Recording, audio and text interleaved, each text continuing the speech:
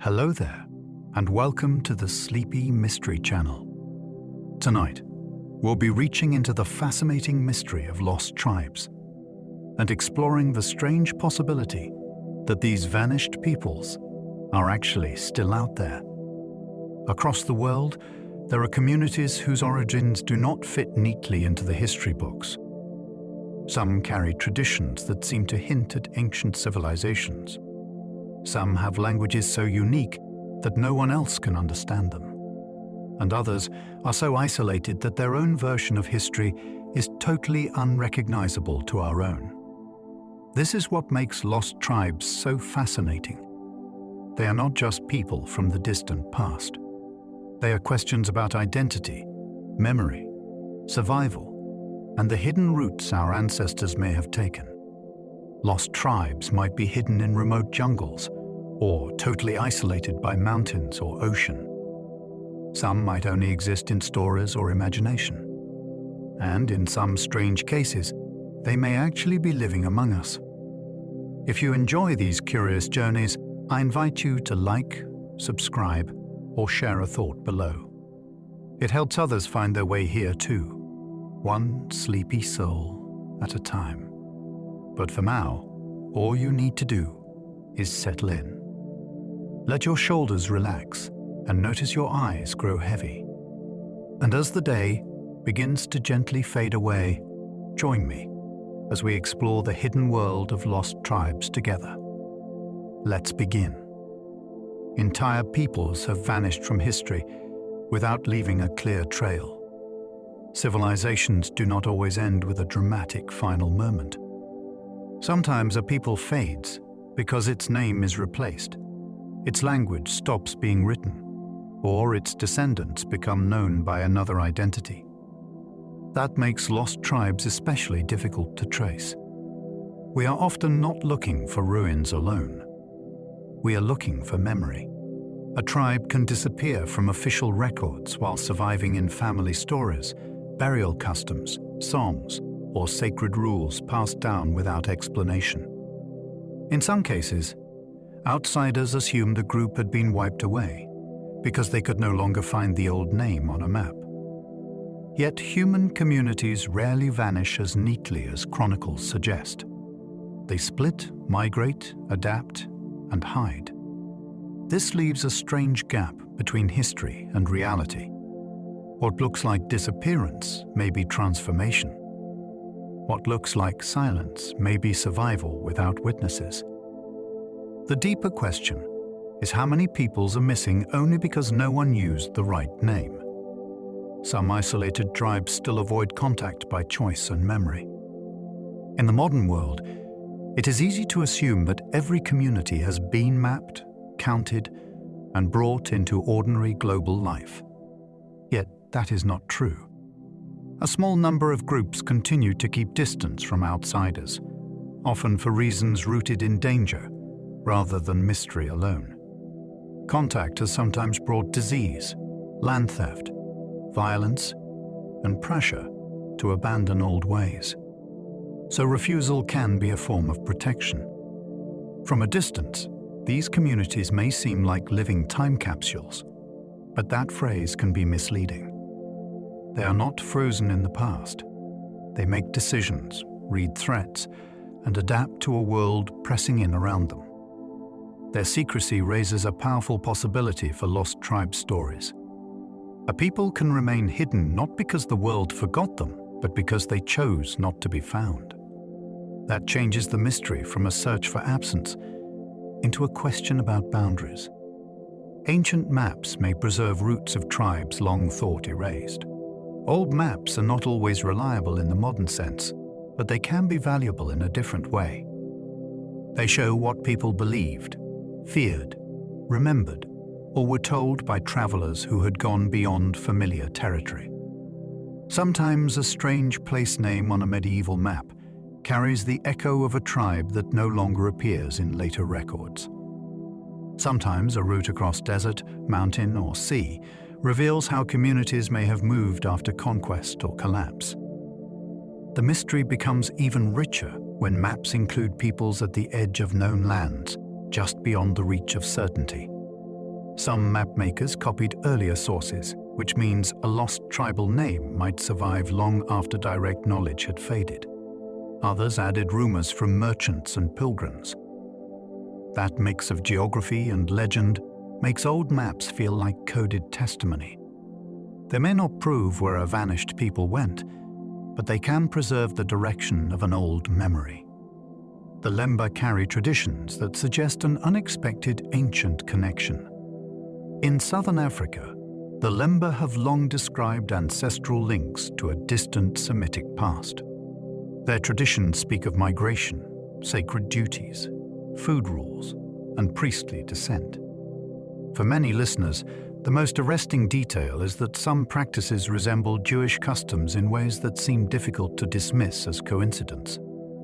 Stories of an origin connected to a place called Sina have inspired debate about movement through Arabia, trade routes, and old religious communities that may have crossed seas and deserts before settling far from their power. Genetic studies have added another layer, especially around certain male lineages linked by some researchers to populations of the Middle East. Yet ancestry is never a simple certificate. Culture can travel without bloodlines, and bloodlines can remain after culture changes. That is what makes this case so compelling. It sits between tradition, science, and possibility, offering a rare example where an oral history may contain something older than anyone expected. North Sentinel Island remains one of Earth's guarded human mysteries. The Sentinelese live on a small island in the Indian Ocean and have resisted outside contact for generations. Their separation is not just a curiosity. It is one of the clearest reminders that human mystery still exists in the present tense. Very little is known about their language, their beliefs, or their own account of who they are. Outsiders have seen canoes, arrows, shelters, and watchful figures on the beach. But the deeper story belongs to the islanders themselves. Attempts at contact have often been dangerous, and modern protections now recognize that distance is essential for their survival. What fascinates many people is the scale of the unknown. In an age of satellites and instant communication, an entire community can still stand beyond ordinary knowledge. Some imagine ancient continuity reaching back thousands of years. Others see a people shaped by long experience and fierce independence.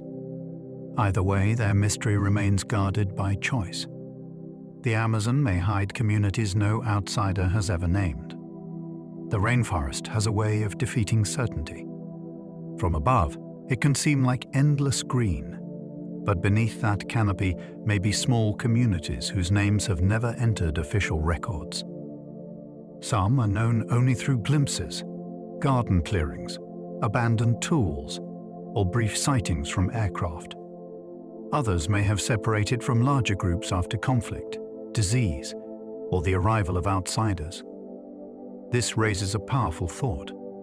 The map may be finished in a political sense, while the human story underneath remains unfinished.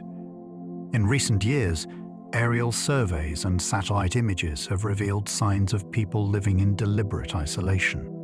Their existence challenges the idea that discovery belongs only to the past. It also asks a moral question. Should every mystery be solved by contact, or can the answer be protected by leaving it alone? For Lost Tribe Stories, the Amazon proves that unknown peoples are not merely legends from old books. Some may still be choosing silence.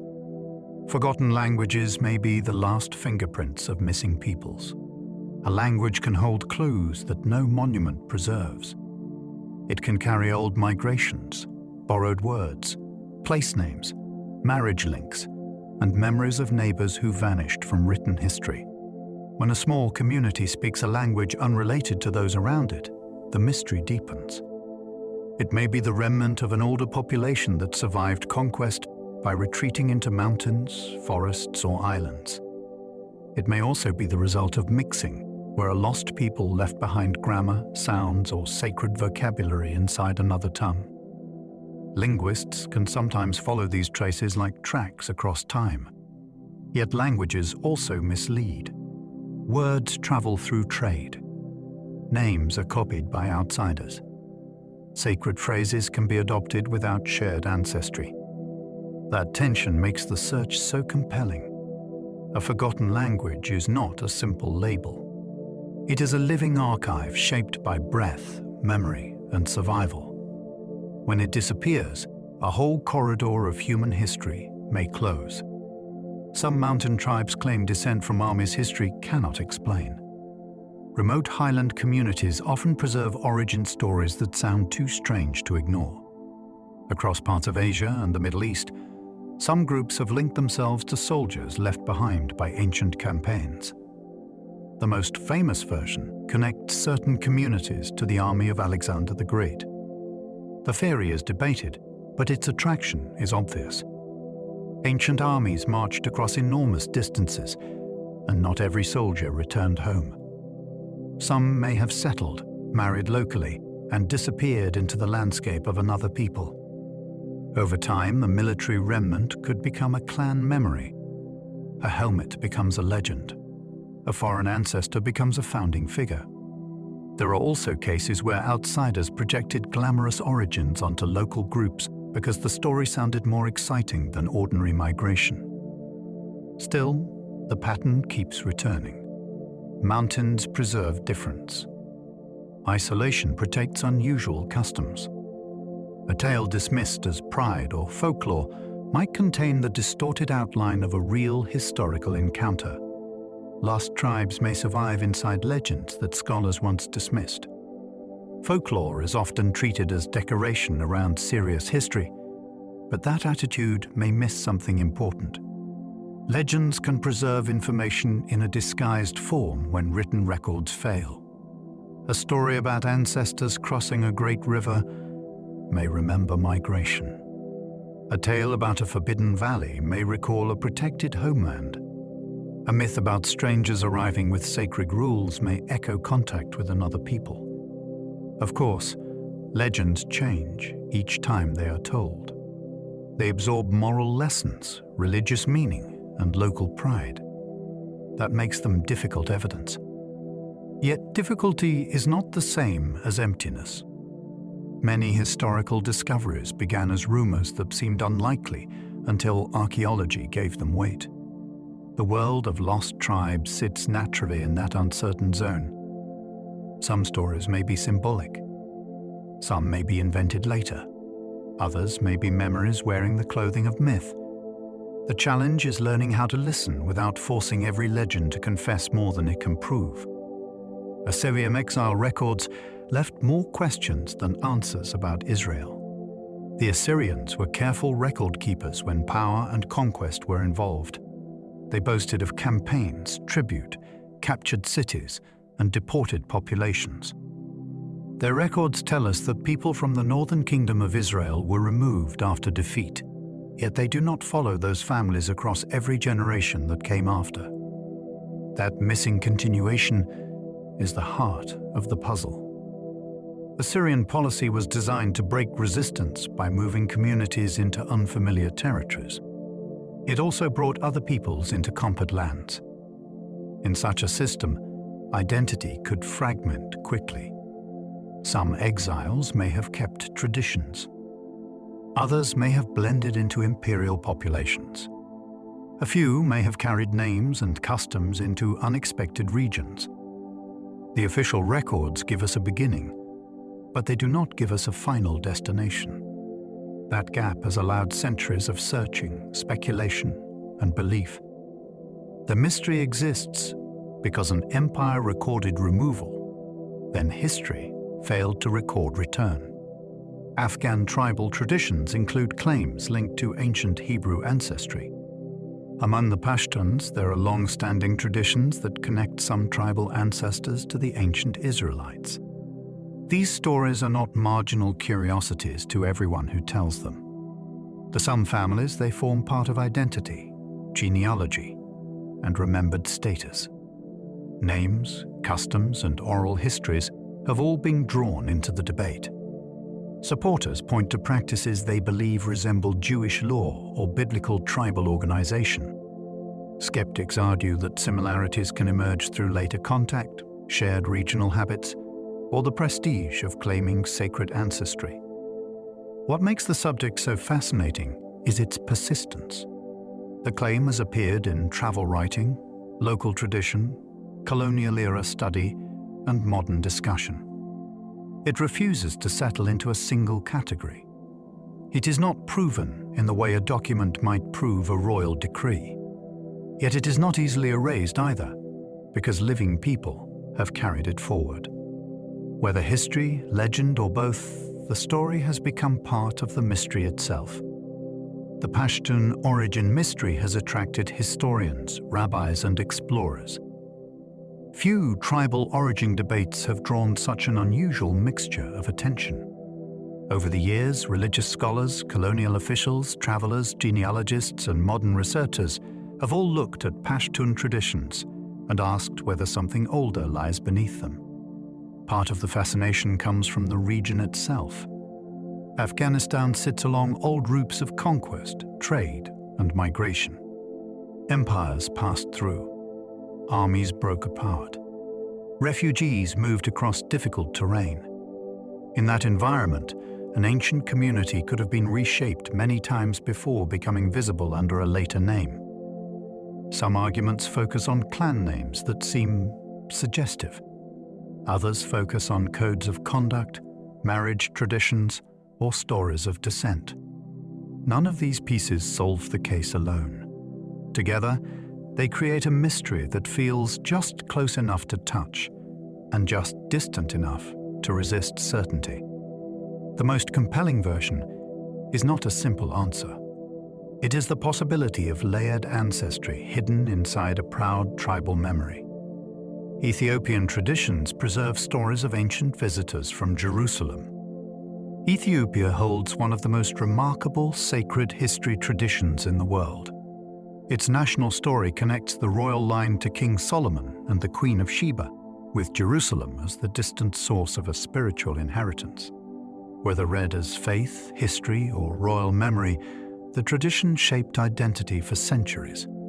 It also creates a natural doorway into lost tribe speculation, because ancient contact between Ethiopia and the biblical world is not difficult to imagine. Trade crossed the Red Sea. Ideas traveled with merchants, priests, and migrants. Religious practices can move farther than armies when they are carried by families and devotion. Some accounts place sacred objects and ancient rites at the center of the story. Others see later tradition building a grand origin for political power. The mystery rests in the space between. How much is memory? How much is theology? And how much might preserve a real ancient link that records only partly explain? Beta Israel's origins remain debated across religion, genetics, and legend. The Jewish community of Ethiopia has fascinated outsiders because it seems to stand at a crossroads of deep antiquity and living faith. Their traditions, religious practices, and long separation from many other Jewish communities created questions that are still discussed today. Some explanations connect them to ancient Israelites who moved south through Egypt or Arabia. Others suggest that Jewish identity developed locally through contact, conversion, and religious exchange. Genetic studies have offered pieces of the puzzle, but they do not end the conversation because identity is carried by more than ancestry alone. Ritual, memory, law, and belonging all matter. What makes the story especially powerful is that it survived through isolation, hardship, and doubt from outsiders. The community's existence forces a wider question about lost tribes everywhere. Must a people preserve a perfect bloodline to carry an ancient identity, or can faith and memory guard a connection that biology only partly sees? Indian communities have claimed descent from the tribe of Manasseh. In northeastern India, certain communities have preserved traditions that connect them to ancient Israel through the tribe of Manasseh. The claim became widely known through the story of the Bnei Menashe, but its roots reach into local memory and religious revival. People described ancestral customs, songs, and stories, that they believed pointed back to a distant biblical origin. Some accepted Judaism formally and later migrated to Israel. Others remained in India while continuing to explore what that identity meant. The mystery is not only whether the claim can be proven. It is how a community living so far from the ancient Near East came to understand itself through that lineage. Skeptics see a modern religious movement shaped by missionary contact and reinterpretation. Supporters see a memory that survived under layers of local culture until it was recognized again. Either possibility is fascinating because both show how powerful an origin story can become when people choose to live inside it. The B'nai Menashe story connects remote villages to biblical exile. The rise of this identity movement is one of the most unusual chapters in modern lost tribe history. In parts of India and Myanmar, people from specific communities began linking their ancestry to a son of Joseph from the Hebrew Bible. The idea gathered force through teaching, conversion, investigation, and personal conviction. For many believers, it was not simply an interesting theory. It became a return to a truth they felt had been buried inside family memory. Critics argue that the connection is difficult to prove through ancient evidence. They point to the way traditions can be reinterpreted when a community encounters new religious ideas. Yet the human story remains extraordinary. Villagers in remote hills began to see themselves as part of a scattered biblical people. Some changed daily practice, learned Hebrew prayers, and sought recognition abroad. The result is a mystery that exists in both history and lived experience. It asks whether lostness can end through remembrance. Chinese Jewish legends describe families who guarded ancient customs quietly. In China, accounts of Jewish communities are linked most famously to Kaifeng, where families preserved elements of Jewish identity for many generations. The wider story is intriguing because it shows how a small religious minority can become almost invisible without fully disappearing. Over time, names changed, religious knowledge thinned, and many descendants blended into Chinese society. Yet traces remained in family memory, ancestral records, and stories of old practices. The idea of Jewish traders reaching China is not far-fetched, given the long-distance networks that connected East and West. What is harder to understand is how identity survived after formal institutions weakened. Some families remembered that they did not eat certain foods. Others preserved unusual surnames or reverence for ancestors connected to a foreign faith. The mystery is subtle rather than dramatic. It is about survival through fragments.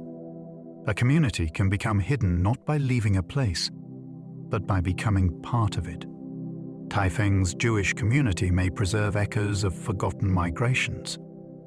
The old Jewish presence in Kaifeng is one of the clearest examples of a distant community living far beyond the expected boundaries of the biblical world. Tradition suggests that Jewish merchants reached China centuries ago, likely through trade routes that carried goods and beliefs across Asia.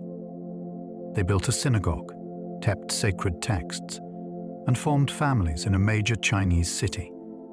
Then floods, social change, and gradual assimilation weakened the community's separate institutions.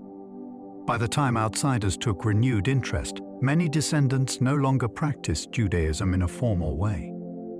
Yet memory had not vanished completely. Some still knew they came from a distinct ancestral line. That makes Kaifeng important for lost tribe thinking, even if it is not a simple case of one missing biblical tribe. It shows how migration can place a people in an unexpected home, and how centuries can reduce a once organized community to a few surviving clues. Japanese fringe theories connect shrine rituals to ancient Israelite tribes. Among the more surprising lost tribe theories are claims that ancient Israelites reached Japan and influenced early religious customs. These ideas are not widely accepted by mainstream historians, but they have attracted attention because of alleged similarities in ritual objects, festival movements, priestly clothing, and sacred phrases. Some writers have compared shrine processions to biblical ceremonies. Others point to legends about foreign visitors from the West. The theory becomes even more dramatic when it suggests that Japan's spiritual heritage contains hidden Near Eastern traces. Caution is necessary, because resemblance does not prove contact. Rituals across the world can look alike because human societies often solve sacred problems in similar ways. Still, the fascination is easy to understand.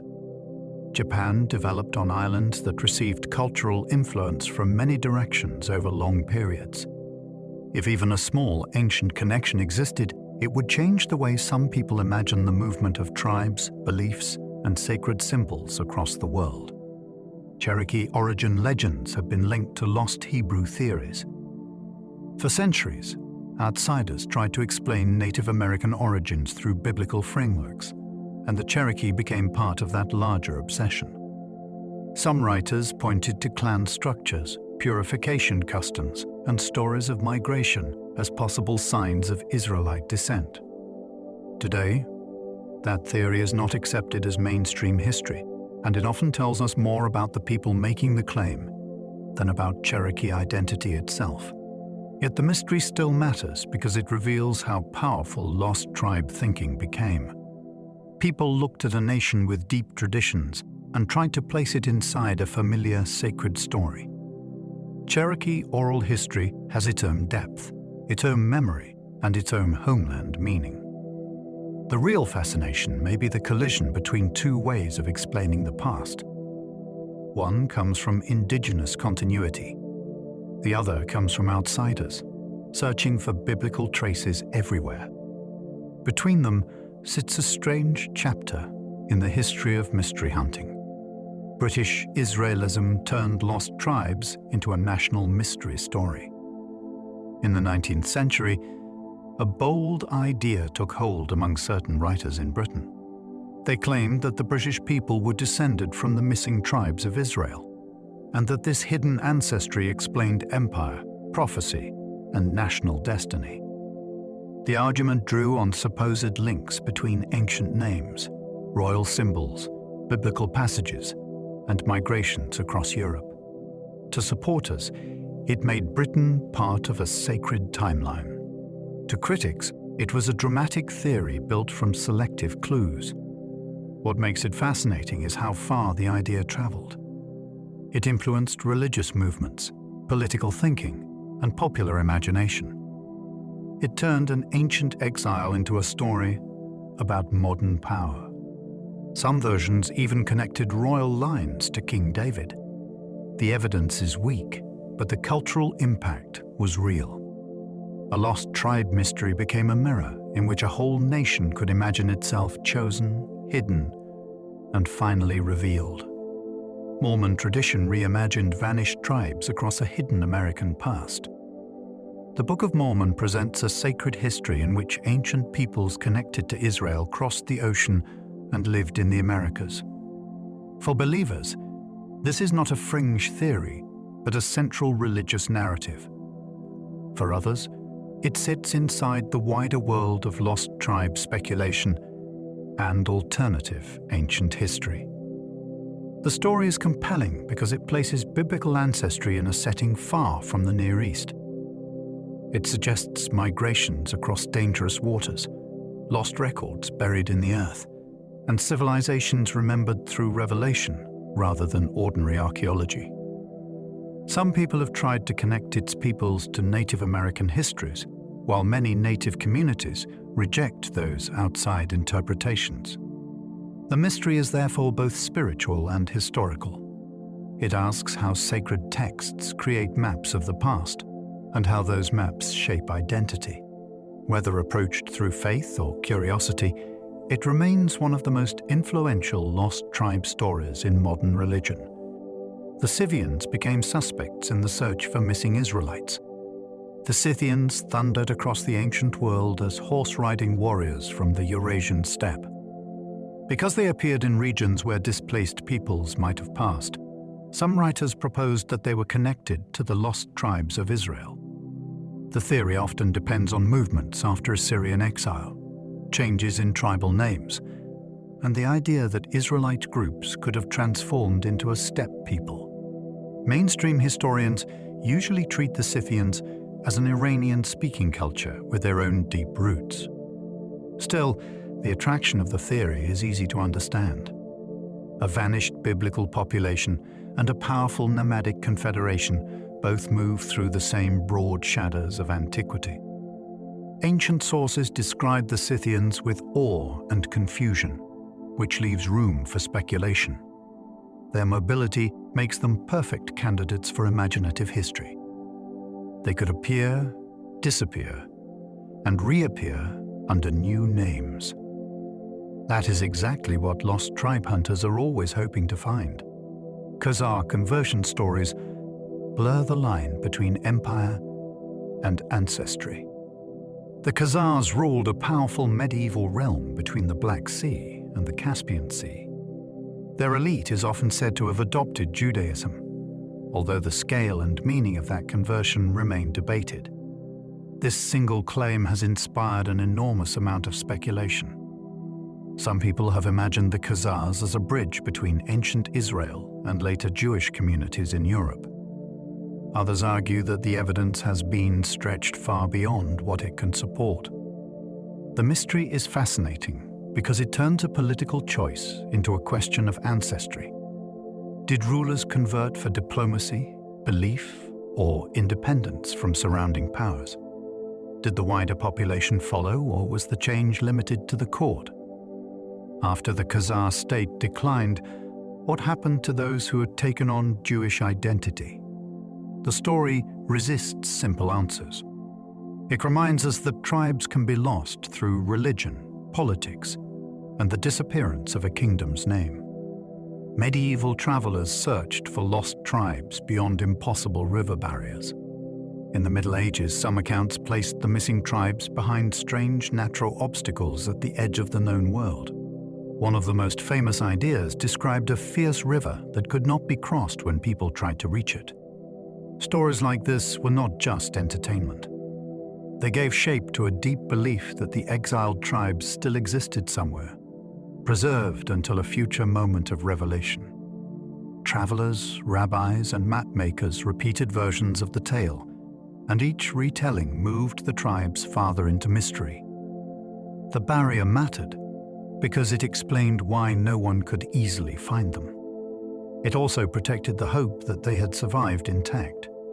Today, those reports sound legendary, but they show how geography once blended with prophecy. When a people could not be located, imagination built a wall around them. Beyond that wall, the lost might still be waiting. The Sambation River legend guarded a people no one could reach. According to old Jewish tradition, a mysterious river called the Sambation raged with stones and sand for most of the week, then rested on the Sabbath. Beyond it, some believed, lived members of the lost tribes. The story is unforgettable because it turns geography into a sacred lock. The river prevents ordinary travel, yet its resting day creates a religious dilemma. Crossing on the Sabbath would violate the law, so the tribes remain unreachable even when the path seems open. Whether understood as myth, teaching, or memory, the idea has extraordinary power. It makes separation feel purposeful rather than accidental. The missing people are not merely far away. They are protected by a boundary that obeys divine rhythm. Some people have tried to identify the river with real places in Asia or Africa. Others see it as symbolic. Either way, the legend gave the lost tribes a home beyond human certainty. Ancient exiles may have merged so completely that only customs survived. The simplest answer to many lost tribe mysteries may also be the hardest to prove. When displaced families entered new regions, they may not have stayed separate for long. Children learned local languages. Marriages connected households. Old tribal names faded because they no longer helped people survive. Yet small customs could remain. A food restriction might continue after its original meaning was forgotten. A wedding rule could persist inside a new culture. A phrase in a prayer might outlive the language that first carried it. This kind of survival leaves almost no dramatic evidence. There is no hidden city, no sealed archive, and no single discovery that solves everything. Instead, there are faint patterns. Some may be coincidence. Some may come from trade or religion. A few might be genuine remnants of exile. The unsettling possibility is that lost tribes may be all around us, dissolved into ordinary communities that no longer know their oldest names. Tribal names can vanish while family lines continue unnoticed. History often treats a name as if it were a person, but names are fragile things. A tribe can lose its title through conquest, translation, political pressure, or simple adaptation. Its descendants may still live, marry, worship, farm, trade, and raise children under another identity. That means disappearance on paper can hide continuity in life. Ancient officials usually recorded people according to empire needs, not personal memory. Later, chroniclers copied those labels or replaced them with new ones. Over generations, an old tribal name could become useless, forbidden, or forgotten. The family line beneath it might continue without interruption. This matters because many lost tribe searches assume the missing group must still carry the old name. Yet survival may look nothing like that. A true descendant might not recognize the ancient title at all. The mystery then becomes almost impossible to solve. We may be searching for a sign that the survivors themselves no longer possess. DNA evidence has deepened some mysteries instead of closing them. Modern genetics promise to answer old ancestry questions with new precision, but lost tribe mysteries rarely surrender so easily. DNA can show relationships, migrations, and deep population patterns. It can also reveal surprises that oral tradition alone could not prove. Yet it cannot read a sacred story by itself. A genetic marker may suggest a connection to a region, but it does not tell us which tribe a family believed it belonged to. It cannot explain every adoption, conversion, marriage, migration, or cultural change across centuries. In some cases, results have supported parts of a community's tradition.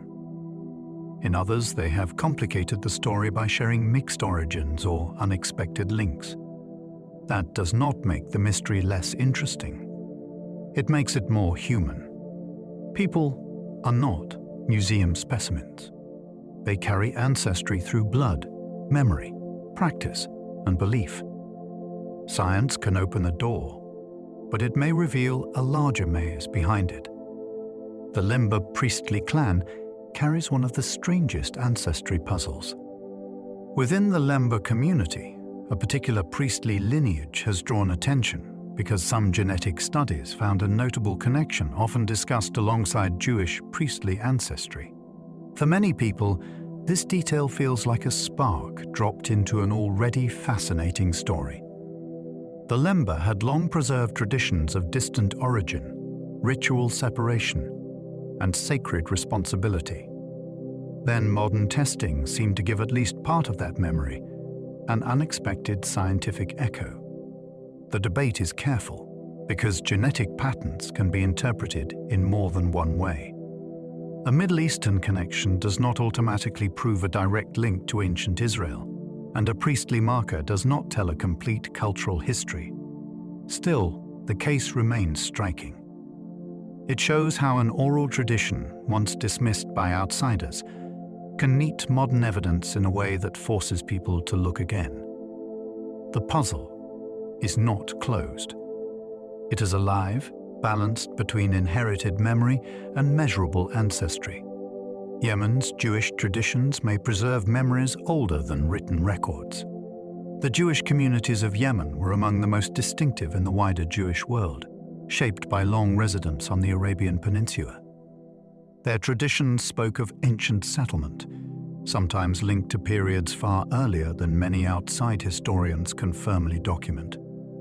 Yemen itself stands near old routes connecting Africa, Arabia, and the lands around the Red Sea. That location makes early movement entirely plausible, even when exact dates remain uncertain. What fascinates mystery seekers is the sense of depth. Some customs, pronunciations, and manuscript traditions seem to preserve older forms with unusual care. Were these signs of extreme antiquity, or the result of isolation and disciplined transmission? The answer may be both. A community can become a living vessel for memory, because distance protects it from faster change elsewhere. When modern events scattered Yemen's Jews, another layer of mystery appeared. What survived in families may now be far from the land that helped preserve it. Arabia's deserts may have hidden communities from broken ancient kingdoms. Deserts can erase tracks, but they can also preserve ways of life. Across Arabia, tribes, merchants, refugees, and religious minorities moved through harsh landscapes that outsiders often misunderstood. When ancient kingdoms collapsed or empires expanded, smaller groups could have retreated into remote zones where written history barely followed. Some may have joined caravan networks. Others may have become clients of stronger tribes. A few may have carried memories of older peoples whose names no longer appeared in official records.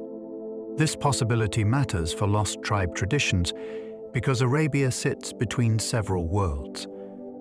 It could receive exiles from the north, migrants from Africa, and travelers from the coast. The desert did not isolate everyone completely. It created selective contact, where some knowledge moved widely while other identities remained guarded. That makes it a perfect landscape for hidden ancestry. A forgotten community could vanish from empire records while remaining alive inside tribal memory, protected by distance and necessity. The Nabateans faded after building cities that still feel impossible. The Nabateans created Petra, mastered desert trade, and carved monumental spaces into rose-colored cliffs with astonishing skill.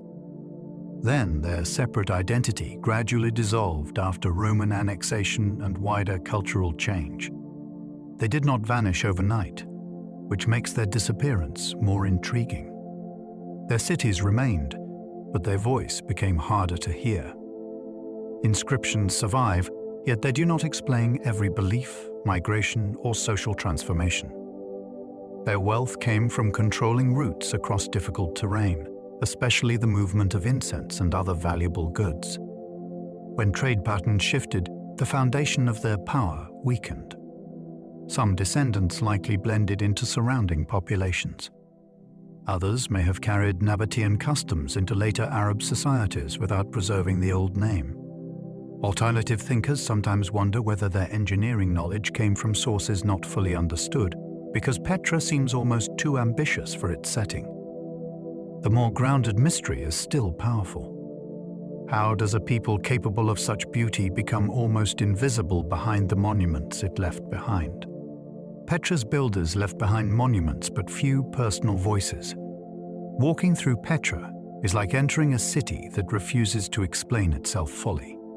Tombs, temples, channels, and carved facades show planning and wealth, yet the everyday lives behind them remain partly hidden. We know the Nabateans handled water with remarkable intelligence. We know they connected desert routes to international trade. We know they borrowed and transformed artistic styles from surrounding cultures. But the personal world of the builders is quieter. What stories did families tell at home? Which gods did ordinary workers fear or trust? How did children understand a city carved into stone walls? The grand architecture can trick us into thinking we know the people, when really we know their public face. That is the mystery Petra keeps. It offers spectacle without full confession. Some imagine secret teachings preserved in its layout. Others see a practical trading capital made magnificent. Both views begin with the same unanswered fact. The stone speaks more clearly than the people. The sea peoples arrived like a storm, then fractured into shadows. Near the end of the Bronze Age, powerful kingdoms around the eastern Mediterranean faced invasions, migrations, and collapses that changed the ancient world. Egyptian records describe groups often called the Sea Peoples, but their exact origins remain fiercely debated. They may have included displaced communities, raiders, warriors, families seeking land, or confederations formed by crisis. What makes them so intriguing is the suddenness of their appearance in the records. They seem to arrive with force, disturb great powers, and then separate into later identities. Some became associated with regions such as the southern Levant. Others faded into the background of history. The mystery has inspired every kind of explanation, from climate stress to lost maritime kingdoms. Some people even imagine them as survivors of a forgotten island civilization. The evidence is complex, but the drama is undeniable. A moving wave of peoples helped end one age, then left behind names that still feel unfinished. Philistine origins still stir debate far beyond the biblical story. The Philistines are remembered by many people through biblical conflict, but their deeper origin story is much wider and stranger. Archaeology has connected them to the upheavals of the Late Bronze Age and to cultural influences from the Aegean world. Their pottery, architecture, food habits, and settlement patterns suggest that newcomers entered the southern coastal region and then blended with local populations. That mixture makes the mystery far more interesting than a simple invasion story. Were they refugees from collapsing palace cultures? Were they sea-born warriors looking for land? Were they a mixed people created by crisis across the Mediterranean? Over time, they developed a distinct identity in cities that became powerful regional centers. Later, history absorbed and renamed the region, while the original people disappeared as a separate group. Their story shows how a tribe can be famous in sacred texts, yet still mysterious in human terms. The name survived, but the people behind it became harder to see. The Etruscans spoke a language that still resists easy explanation. Before Rome dominated Italy, the Etruscans built rich cities, created striking tumult, and influenced Roman religion, symbols, and political life. Yet their language remains only partly understood. It was not Indo-European, which makes it stand apart from many neighbors. Inscriptions can often be read in sound, but not always fully understood in meaning. This creates an unusual situation. A people who helped shape one of history's most famous civilizations still speak to us through a veil. Ancient writers speculated about where they came from. Some linked them to Anatolia. Others saw them as native to Italy. Modern evidence suggests a complicated picture involving local development and outside contact. Alternative theories have gone much further, imagining survivors of older Mediterranean cultures or keepers of pre-Roman secrets. The safest answer remains incomplete, and that is what makes them magnetic. Rome became loud, but the Etruscans remain the older voice just beneath it. Basque origins remain one of Europe's deepest identity mysteries. The Basques live in a region straddling northern Spain and southwestern France, and their language is unlike any other in Europe. That fact alone gives their story an almost magnetic pull. Euskara does not fit neatly into the Indo-European language family that dominates much of the continent. Because of that, many people see the Basques as a living window into a much older European past. Some theories connect them to prehistoric populations before later migrations reshaped the continent. Others search for links to distant peoples, lost civilizations, or ancient seafarers. Most of those bolder claims remain unproven, but the core mystery is real. How did such a distinct language survive while surrounding languages changed so dramatically? Mountains may have helped. Strong local identity helped too. Yet survival is never automatic. The Basque case reminds us that a people can remain visible and still feel anciently hidden, carrying a linguistic inheritance that refuses easy explanation. The Guanches lived on islands with customs that puzzled Europeans. When Europeans encountered the indigenous people of the Canary Islands, they found communities whose origins were not immediately clear to them. The Guanches, especially associated with Tenerife, had traditions, social structures, and practices that seemed surprising in an Atlantic island setting. Their language and physical descriptions led many observers to propose links with North Africa. That connection is widely considered likely, but the details remain fascinating.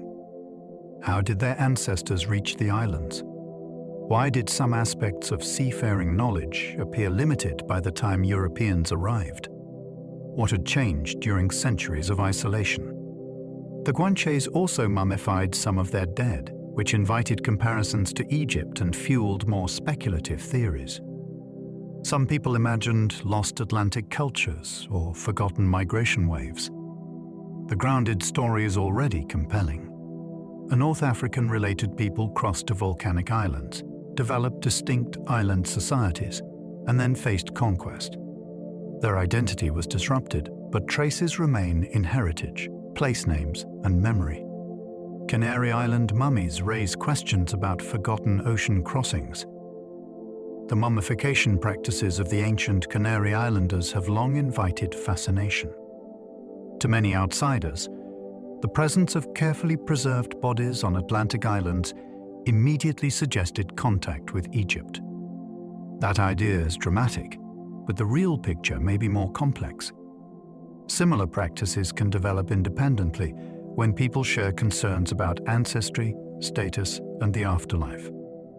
Yet the Canary Islands were not beyond reach. North African peoples had the maritime ability to cross to them, and ancient Mediterranean trade networks were wider than once imagined. The mystery sits between coincidence and contact. Did island communities preserve a practice brought from the mainland? Did they reshape it into something uniquely their own? Or does it point to a forgotten web of movement along Africa's Atlantic edge? The mummies matter because they are not just remains. They are evidence of belief, skill, and social order. They suggest a people whose history was deeper than the first European accounts understood. The Picts left symbols that may hide a lost worldview. In early medieval Scotland, the Picts carved strange and beautiful symbols onto stones.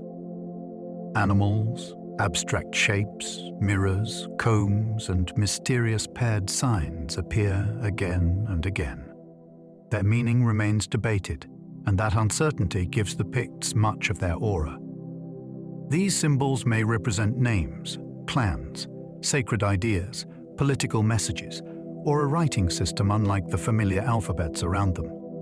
The Picts themselves were not completely unknown to neighboring peoples, yet their inner world remains hard to reconstruct. Later kingdoms absorbed their identity, and their language disappeared from daily use. That left the stones as witnesses without translators. Some people imagine encoded star knowledge or secret religious teaching. Others see elite markers used in a society that communicated status through signs. The careful view still leaves plenty of wonder. A people can be recorded by enemies and neighbors while keeping their deepest meanings private. The Pictish symbols are not silent because they say nothing. They are silent because we no longer know how to listen. Scotland's painted people disappeared into kingdoms that absorbed their name. The Picts are often remembered through the Roman idea of painted or marked people, although that image may simplify a far richer society. They fought, negotiated, built power, and shaped northern Britain for centuries. Then their name gradually disappeared as the Kingdom of Alba rose and Gaelic identity expanded. This was not necessarily a sudden destruction. It may have been political union, cultural blending, elite marriage, language change, and a new royal story taking over the old one. That makes the Picts a classic lost people in plain sight. Their descendants did not need to leave Scotland for the Pictish name to vanish. They could become part of the population that later called itself something else. The mystery is sharpened by the lack of extensive written records from the Picts themselves. We see them through outside sources, archaeology, and carved stones. Their disappearance asks a haunting historical question. When a name dies, how much of a people dies with it? The Beothuk vanished from Newfoundland, leaving grief and unanswered origins. The Beothuk were the indigenous people of Newfoundland whose separate identity was devastated after European arrival and growing pressure around land and resources. Their story is painful, and it must be handled with care. The last known Beothuk individuals became symbols of loss, but a people should never be reduced to their ending. Before that tragedy, they had a life shaped by island ecology, seasonal movement, and distinct cultural practices. One of the enduring mysteries involves their earlier origins and relationships with neighboring indigenous groups across northeastern North America. Archaeology offers clues, yet many parts of their own voice were never recorded in full. Some descendants may exist through mixed ancestry, even if the Beothuk as a recognized community was broken. This makes their story different from adventurous lost tribe legends. It is a reminder that disappearance can come from contact, misunderstanding, and pressure. The unanswered questions are not just historical, they are human. Vinland stories hint at contacts that may have changed tribes forever. Norse sagas describe voyages westward to a place called Vinland, and archaeology has confirmed a Norse presence in Newfoundland. That discovery transformed a once legendary story into a real chapter of Atlantic history. The question is, what happened during contact between Norse visitors and indigenous peoples? The sagas describe tense encounters, trade, fear, and conflict, but they are not neutral reports. They were shaped by storytelling long after the events. Even brief contact can leave marks that are difficult to detect.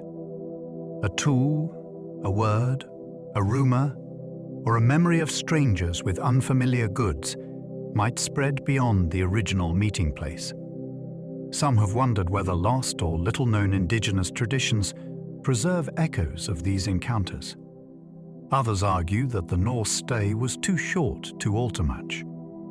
The mystery remains because the evidence is thin, but the possibility is enormous. For a moment, two worlds touched at the edge of the known map. The Dorset culture vanished before the Inuit became dominant. In the Arctic, the Dorset people lived for centuries before the spread of Inuit ancestors across the region. They left behind carvings, tools, dwellings, and traces of a society adapted to severe conditions. Then their distinct culture disappeared. The reasons remain debated. Climate change, shifting resources, isolation, competition, disease, and contact with newcomers have all been considered. What makes the Dorset so mysterious is that they existed in a demanding world where survival required remarkable knowledge. They knew ice, animals, weather, and seasonal movement with precision. Yet even such expertise could be threatened when conditions changed. Later Inuit traditions remembered an earlier people sometimes described as powerful, shy, or strange. Those stories may preserve distorted memories of real encounters. The Dorset did not leave long written accounts of themselves, so their final generations are hard to hear. Their disappearance feels like a closed door in Arctic history, with only artifacts and inherited stories near the threshold. Arctic ruins suggest a people adapted to a disappearing world. Across the far north, archaeological remains show that earlier Arctic communities built homes, made specialized tools, and developed lifeways tuned to an unforgiving environment. These were not primitive wanderers barely surviving. They were skilled observers of ice, animal movement, and seasonal opportunity. Yet the Arctic is a place where small shifts can become enormous. A change in sea ice can alter hunting. A change in temperature can move animals away. A new group entering the region can transform access to resources. When ruins appear in places no longer occupied in the same way, they raise questions about resilience and collapse. Were people forced to move? Did they blend with others? Did certain knowledge die when a community broke apart? Some people imagine forgotten Arctic civilizations with secrets hidden under ice. The evidence points more often to adaptive cultures facing severe change. That is still deeply mysterious, because it shows how a world can vanish while the land remains. The Clovis people left tools, then slipped into a larger mystery.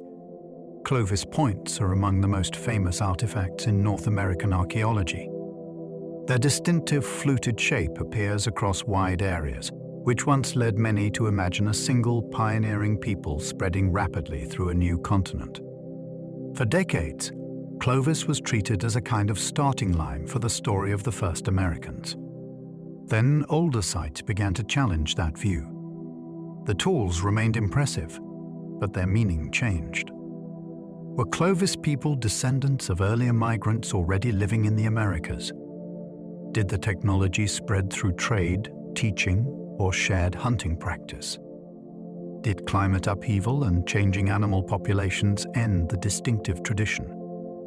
The mystery is powerful because the artifacts are so recognizable, yet the people behind them remain difficult to define. A stone point can travel through time with sharp clarity. The voice of the hand that shaped it does not. Clovis is not just an answer about origins. It is a doorway into a bigger unknown. Pre-Clovis discoveries challenge old ideas about the first Americans. For much of the last century, many people were taught that the first humans in the Americas belonged to the Clovis culture.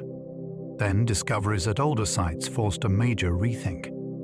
Evidence from places such as Monteverde and other debated locations suggested that people may have arrived earlier than the old model allowed. That possibility changes everything. It opens routes along the Pacific coast, movements before ice-free corridors became easy, and histories that may have unfolded long before the best-known tool tradition. The mystery becomes larger because earlier people may have left fewer obvious traces. Coastal camps could be underwater now because sea levels rose after the Ice Age. Organic materials may have decayed. Small groups may have moved lightly across the land. This is where alternative ideas rush in, including ancient mariners and forgotten migrations. Not all claims hold up, but the central point remains thrilling. The earliest American story is still being rewritten. Amazonian earthworks suggest lost societies beneath living forest traditions. For a long time, outsiders imagined the Amazon as a place where large, ancient societies could not have flourished. The forest seemed too dense, the soil too poor, and the environment too difficult.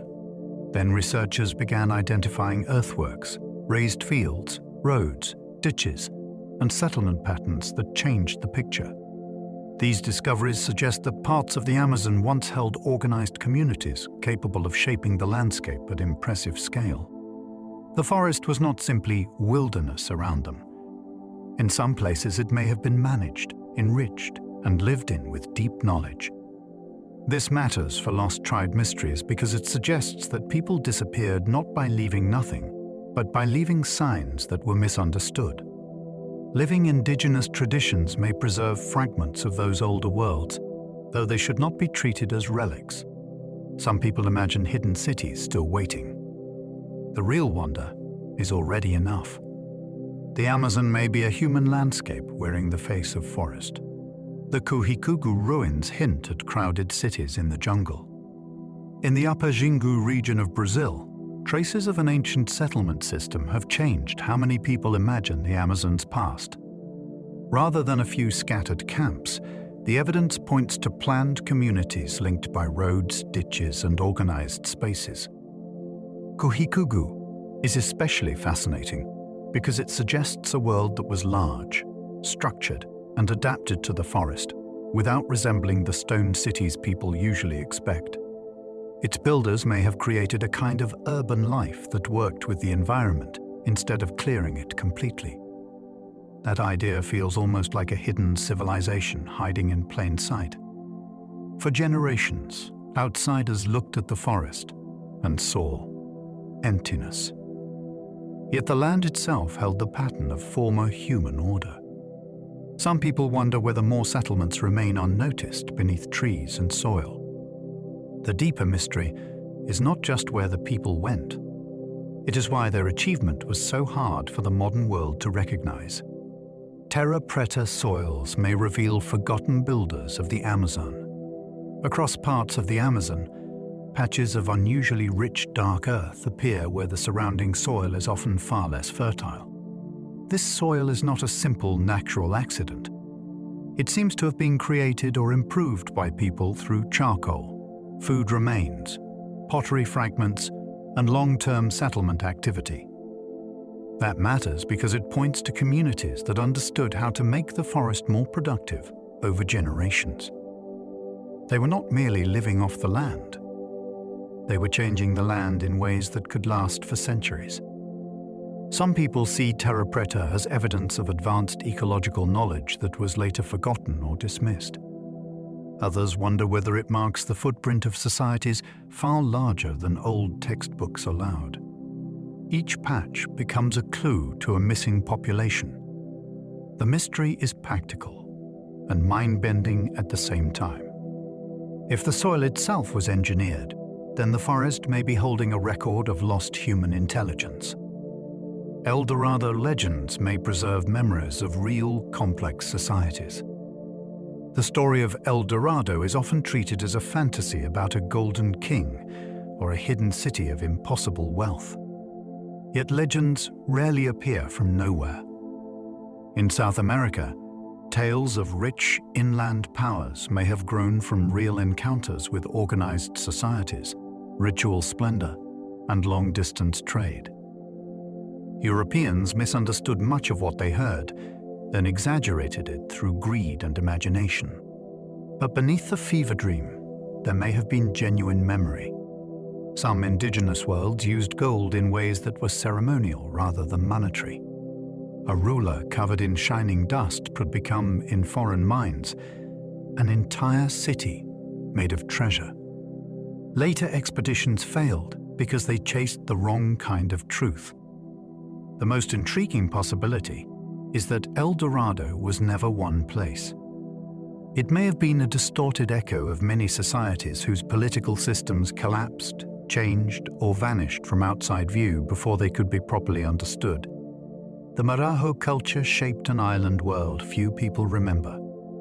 On Marajo Island, near the mouth of the Amazon, an impressive ancient culture created elaborate pottery, raised mounds, and managed life in a challenging wetland environment. The island setting makes the story feel contained, but the achievement was anything but small. People organized communities around flood cycles, built elevated spaces, and produced artworks with striking designs. Their pottery suggests symbolic meaning, social identity, and technical skill. Yet their name is not widely known outside specialist circles, which gives the culture an almost hidden quality. How did such an organized society grow in a place that outsiders later underestimated? What happened as populations shifted and political structures changed? Some people imagine the island as part of a larger forgotten network near the great river's mouth. The evidence hints at complexity without giving away every answer. Marajo reminds us that lost tribes are not always lost in deep wilderness.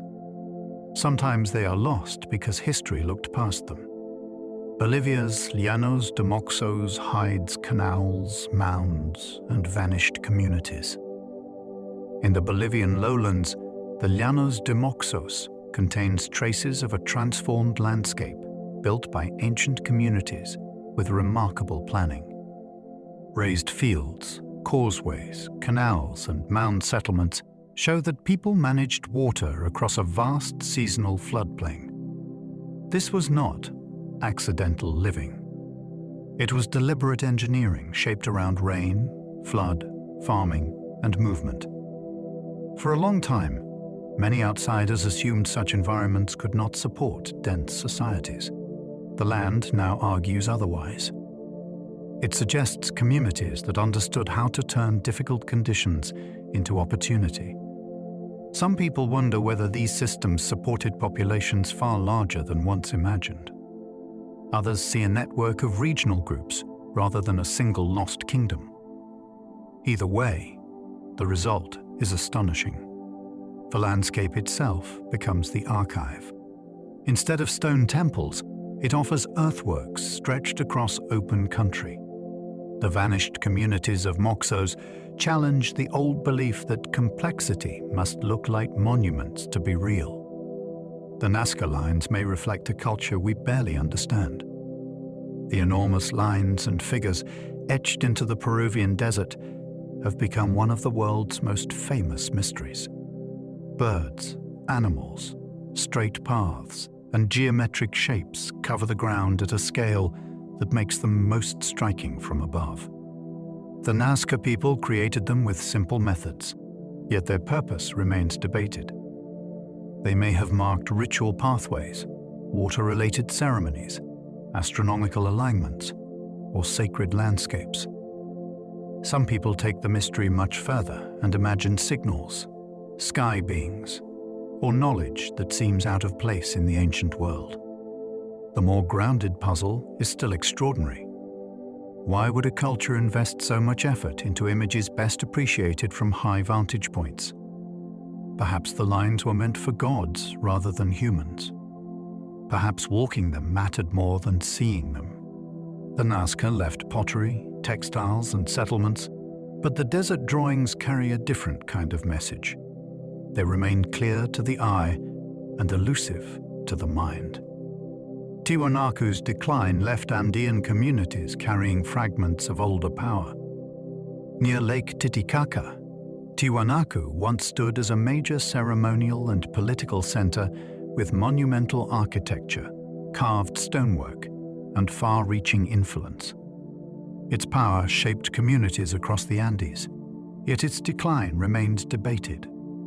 Environmental stress, shifting agriculture, political fracture, and social unrest have all been suggested. What fascinates many people is what came after.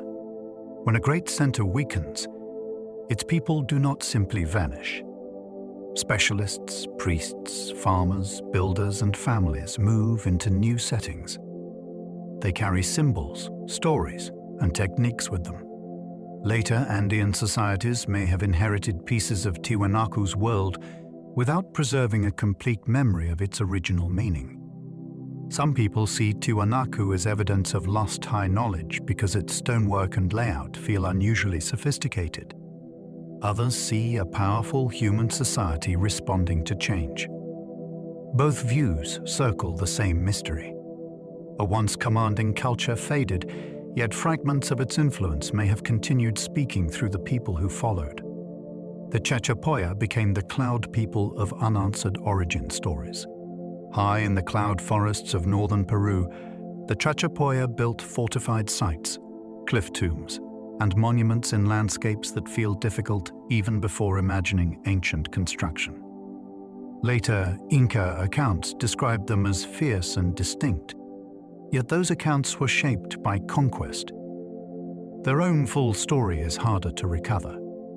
The nickname Cloud People captures the setting, but it can also obscure the reality of a complex society with its own politics, ancestors, and regional identities. Some older claims describe them as unusually light-skinned, which fueled wild theories about distant migrants. Those ideas are debated and often exaggerated, but they show how quickly a mysterious people can attract alternative origin stories. The more fascinating question may be how they created such dramatic settlements in steep terrain.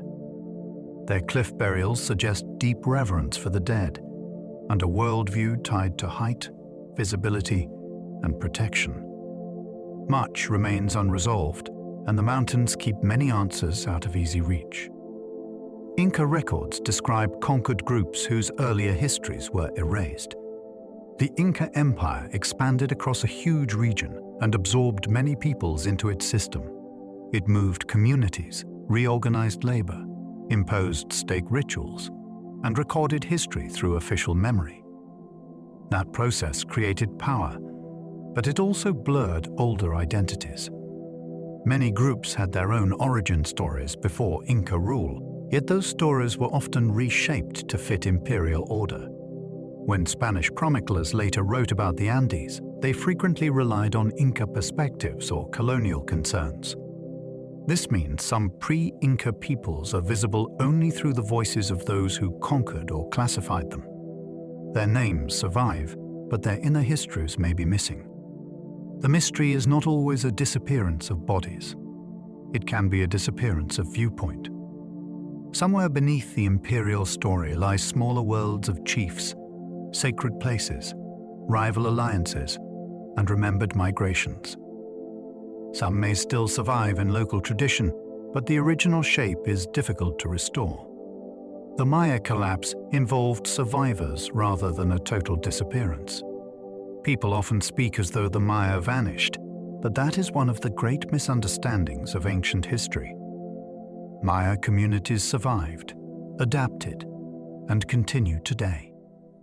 The real mystery concerns the decline of many classic period cities in the southern lowlands.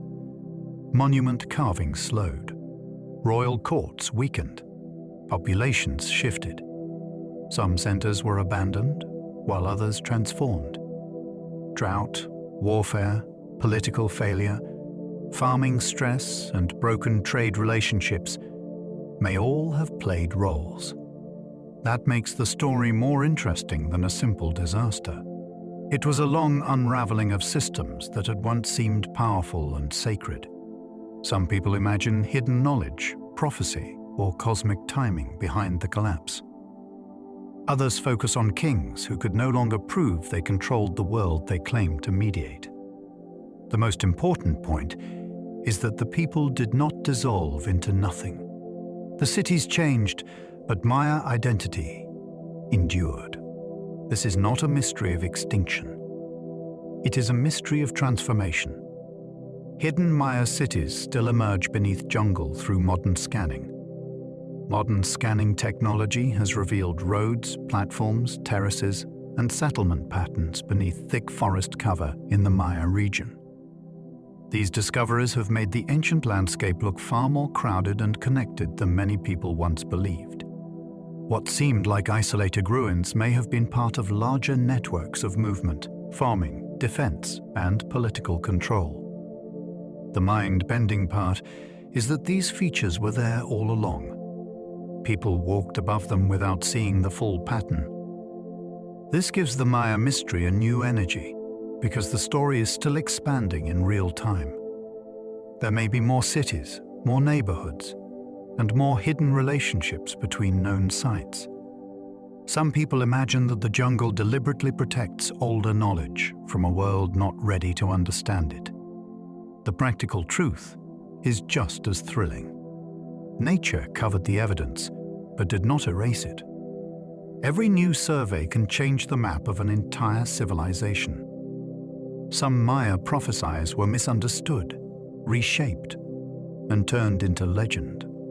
Maya timekeeping was incredibly sophisticated, and that sophistication has often been misunderstood by outsiders. Calendar cycles, inscriptions, and sacred dates were transformed in popular culture into dramatic predictions about the end of the world.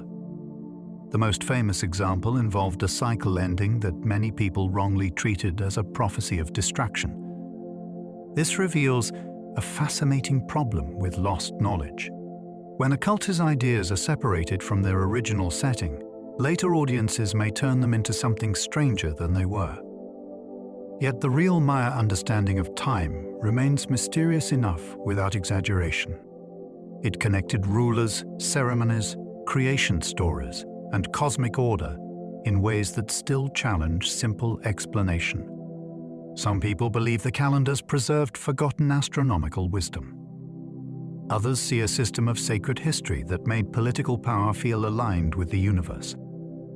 By the way, the legend grew because the original knowledge was powerful. Misunderstanding did not create the mystery. It only made the mystery louder. The Olmec colossal heads still inspire bold migration theories. The giant stone heads of the Olmec world are among the most unforgettable creations of ancient Mesoamerica. Carved from massive basalt blocks, they show distinct faces with helmets or headgear, and each seems to represent a person of importance. Their scale alone raises questions about labor, transport, and authority. How did communities move such enormous stones across difficult landscapes? What kind of leadership made that work possible? Because the heads look so individualized, some people have built bold theories around their features, including claims of transoceanic visitors from distant lands. Mainstream interpretations usually understand them as rulers or elite figures from a deeply rooted Mesoamerican culture. Yet the debate reveals why they are so magnetic. They feel too personal to be mere symbols and too monumental to be ordinary portraits. The Olmec left no easy written explanation that everyone can read. So the heads continue to stare out from the past, inviting questions bigger than their stone faces. Olmec influence spread widely, but its deeper source remains debated. The Olmec are often called one of Mesoamerica's foundational cultures because their art, symbols, ritual patterns, and prestige objects influenced later societies. Yet the nature of that influence is still debated. Were the Olmec a mother culture that gave rise to many later traditions, or one powerful region among several interacting groups? That question matters because it changes the story of an entire cultural world. If the Olmec were the source, then their centers held extraordinary creative power. If they were part of a wider network, then Mesoamerican complexity arose from many communities exchanging ideas. Some people go further and wonder whether their sudden brilliance points to lost teachers or forgotten visitors. The evidence is more careful, but still fascinating. Monumental art, sacred symbols, and long-distance materials show a society plugged into something larger than itself. Their deeper source may not be one place or one people. It may be a hidden web of early innovation. Teotihuacan's rulers remain nameless despite ruling a colossal city. Teotihuacan was one of the greatest cities of the ancient Americas, with broad avenues, massive pyramids, apartment compounds, murals, workshops, and influence that reached far beyond the valley where it stood. Yet its rulers remain strangely anonymous. Unlike Maya kings, they did not leave easily readable royal biographies carved with personal names and victories. This creates a remarkable silence at the center of a huge civilization. Who commanded the labor? Who organized the city plan? Who decided the rituals that took place beneath towering structures? Some people imagine councils, priestly orders, hidden dynasties, or rulers who deliberately avoided personal glorification. The mystery deepens because later peoples regarded the city with awe and gave it names connected to gods and creation. Teotihuacan seems to have shaped the imagination of Mesoamerica after its own political system had changed or collapsed. It left a city that speaks loudly in stone, while the people at its summit remain almost faceless. The ancestral Puebloans left cliff dwellings and a migration mystery. In the Four Corners region, the ancestral Puebloans built remarkable settlements in cliffs, canyons, and mesa landscapes. Places such as Mesa Verde capture attention because the architecture seems both practical and dramatic. Yet the larger story is not that the people vanished. Many descendants live among modern Pueblo communities. The mystery lies in the movement away from certain major settlements during the late 13th century. Drought, social tension, resource pressure, violence, and religious change may all have contributed. What makes the story compelling is that migration itself may have been part of survival, not failure. Families moved toward new centers and carried traditions with them. Some sites became memory places rather than homes. Alternative ideas sometimes imagine secret knowledge hidden in kivas or alignments with the sky. Those claims remain debated, but the real wonder is the human decision to leave carefully built worlds behind. The empty rooms still feel like a question spoken in stone. Chaco Canyon may have been a center for vanished ceremonial networks. Chaco Canyon in New Mexico contains great houses, roads, kivas, and alignments that suggest a place of unusual importance. It may not have been a normal city in the familiar sense. Some see it as a ceremonial center that drew people, goods, and authority from distant communities. Timber came from far away. Exotic materials reached the canyon. Roads stretched across the landscape with a precision that still invites debate. Why build on such a scale in a harsh environment? Why align structures with solar and lunar cycles? Was Chaco a pilgrimage center, a ruling hub, a ritual machine, or something that does not fit modern categories? Some people imagine lost astronomical schools or hidden initiations tied to the canyon's architecture. More cautious views still leave deep mystery. Chaco's influence declined, yet the ideas connected to it may have moved outward with migrating people. The network vanished as a system, but its memory may have survived elsewhere. The Hohokam canals suggest a desert society that changed suddenly. In the Sonoran Desert, the Hohokam built one of the most impressive canal systems in ancient North America. They directed river water across dry land and supported farming communities for centuries. The engineering was practical, but the scale suggests deep urbanization. Villages, bull courts, platform mounds, craft production, and trade connections show a society more complex than many people expect from a desert setting. Then, in the 15th century, major changes occurred. Some settlements were abandoned or transformed. The old system no longer operated in the same way. Environmental stress, flooding, social conflict, and shifting alliances have all been proposed. The descendants of the region's indigenous peoples preserve their own connections to this past, which should not be erased by the language of disappearance. Still, the question remains gripping. How did a society that mastered water in such a difficult landscape reorganize so dramatically? The canals remain as lines of intelligence cut into the desert. Cahokia's fall left America's largest ancient city strangely quiet. Near present-day St. Louis, Cahokia once held a massive urban center with great earthen mounds, plazas, neighborhoods, and far-reaching influence. At its height, it was one of the largest cities north of Mexico. Then its population declined, and the central place lost its former power. The mystery is difficult because no single explanation is enough.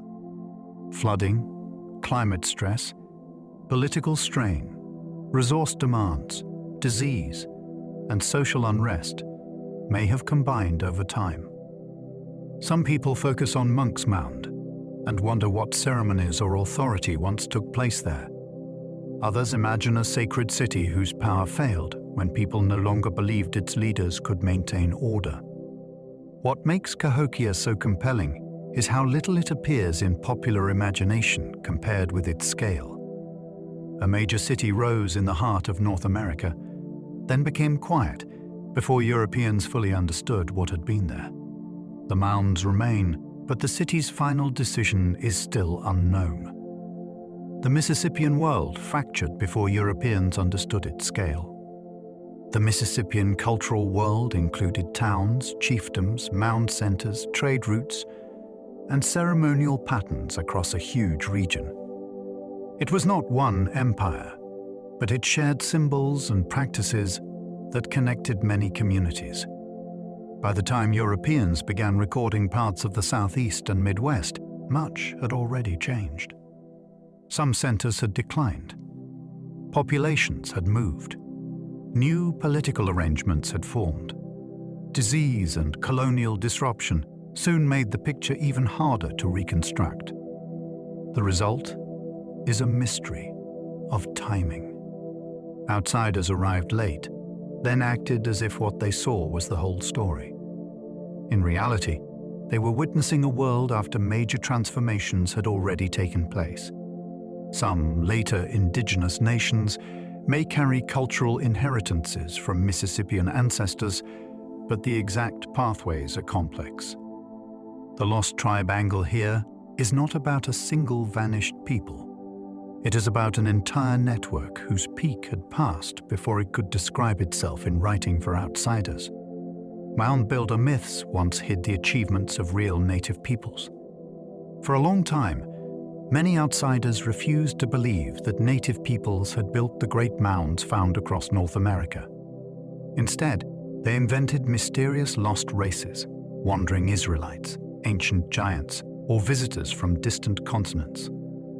These myths were wrong, but they became popular because they turned indigenous achievement into someone else's mystery. That history matters because it shows how fascination can be misused. The mounds are genuinely awe-inspiring. They do point to complex societies with engineering skill, ceremony, leadership, and long-term planning. But the answer is not a vanished race invented to fit outsider imagination. The builders were ancestors of native peoples whose histories were often ignored. Still, the myths themselves became part of the lost tribe tradition. They reveal how people sometimes prefer a spectacular falsehood to a real achievement close at hand. The true wonder is stronger. North America held monumental traditions that never needed an imported origin to be extraordinary. The Hopewell Exchange Network connected tribes across astonishing distances. During the Hopewell era, communities across eastern North America participated in wide-reaching exchange networks that moved materials over remarkable distances. Copper, shells, mica, obsidian, and other valued items traveled far from their sources. The movement of these objects suggests relationships that were not merely economic. They may have involved ceremony, alliance, status, pilgrimage, and shared symbolic meaning. What makes the Hopewell world so fascinating is that it does not fit the simple model of one capital ruling everything. Instead, it looks like a connected ceremonial landscape built through repeated contact among different groups. Earthworks from this period show careful geometry and impressive planning. Some people wonder whether sacred knowledge moved alongside the objects, carried by specialists who traveled between communities. The mystery is how such a broad pattern remained coherent without an obvious empire. It suggests a different kind of power, one based on meaning, exchange, and memory, rather than conquest. The network faded, but its scale still surprises. Poverty Point raises questions about early organization without obvious rulers. In Louisiana, Poverty Point contains massive earthworks built more than 3,000 years ago by people who were once assumed to be too mobile or too simple for such large projects. That old assumption has collapsed.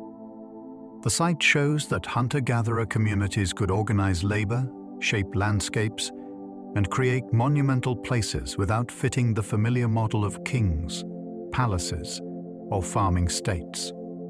This makes the mystery unusually important. Who coordinated the building? What drew people there? Was it a trading center? A ceremonial gathering place? A settlement? Or all of these at different times? Materials found at the site came from distant regions, which means it was connected to wider networks.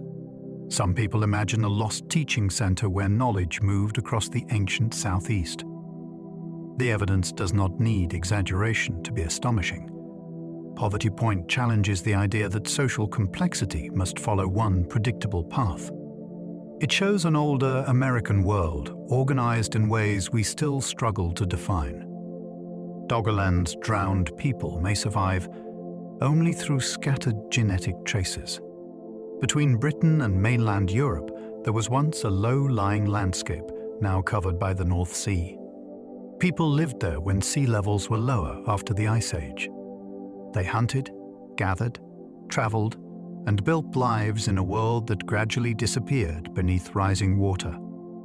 Doggerland is haunting because it was not a mythic island invented by storytellers.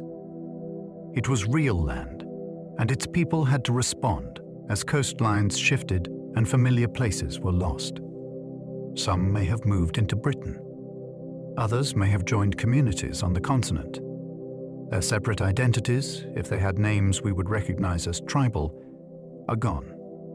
Only submerged remains, recovered tools, ancient environmental traces, and genetic patterns can hint at them. Some people imagine memories of flooding preserved in later myths. That cannot be proven easily, but the possibility is powerful. A whole human landscape vanished under the sea, and its people may continue only as hidden ancestry. Europe's first farmers replaced and blended with older hunter groups. The spread of farming into Europe was one of the greatest population changes in ancient history. Early farmers moved from regions near Anatolia and the eastern Mediterranean into lands already occupied by hunter-gatherers. In some places, the newcomers expanded strongly. In others, they mixed with local groups. This was not a single peaceful lesson in planting crops. It was a long human process involving contact, tension, marriage, imitation, and survival. The mystery lies in the older groups who were gradually absorbed. Their lifeways had lasted for thousands of years, yet much of their identity vanished beneath the farming societies that followed. Some genetic traces remain. Some tools and burial customs preserve hints of difference. But their languages, names, and stories are mostly gone. Alternative thinkers sometimes imagine that these older Europeans carried lost spiritual knowledge tied to caves, animals, and deep landscape memory. Whatever the truth, the farming revolution did not just change food. It changed who Europe remembered. The Yamnaya expansion reshaped languages, ancestry, and ancient tribal identities. Around 5,000 years ago, groups linked to the Pontic-Caspian steppe spread into many parts of Europe and Asia. They carried pastoral lifeways, wagons, animal wealth, and genetic ancestry that became deeply influential. Many researchers connect this expansion with the spread of Indo-European languages, although the details remain debated. The mystery is enormous because language is not preserved in bones. We can see population movement, but we cannot hear exactly what those people called themselves. Their arrival may have transformed older communities through migration, intermarriage, status, and conflict. Some local groups disappeared as distinct identities. Others became mixtures of steppe newcomers and earlier populations. This is the kind of event that can create lost tribes on a continental scale.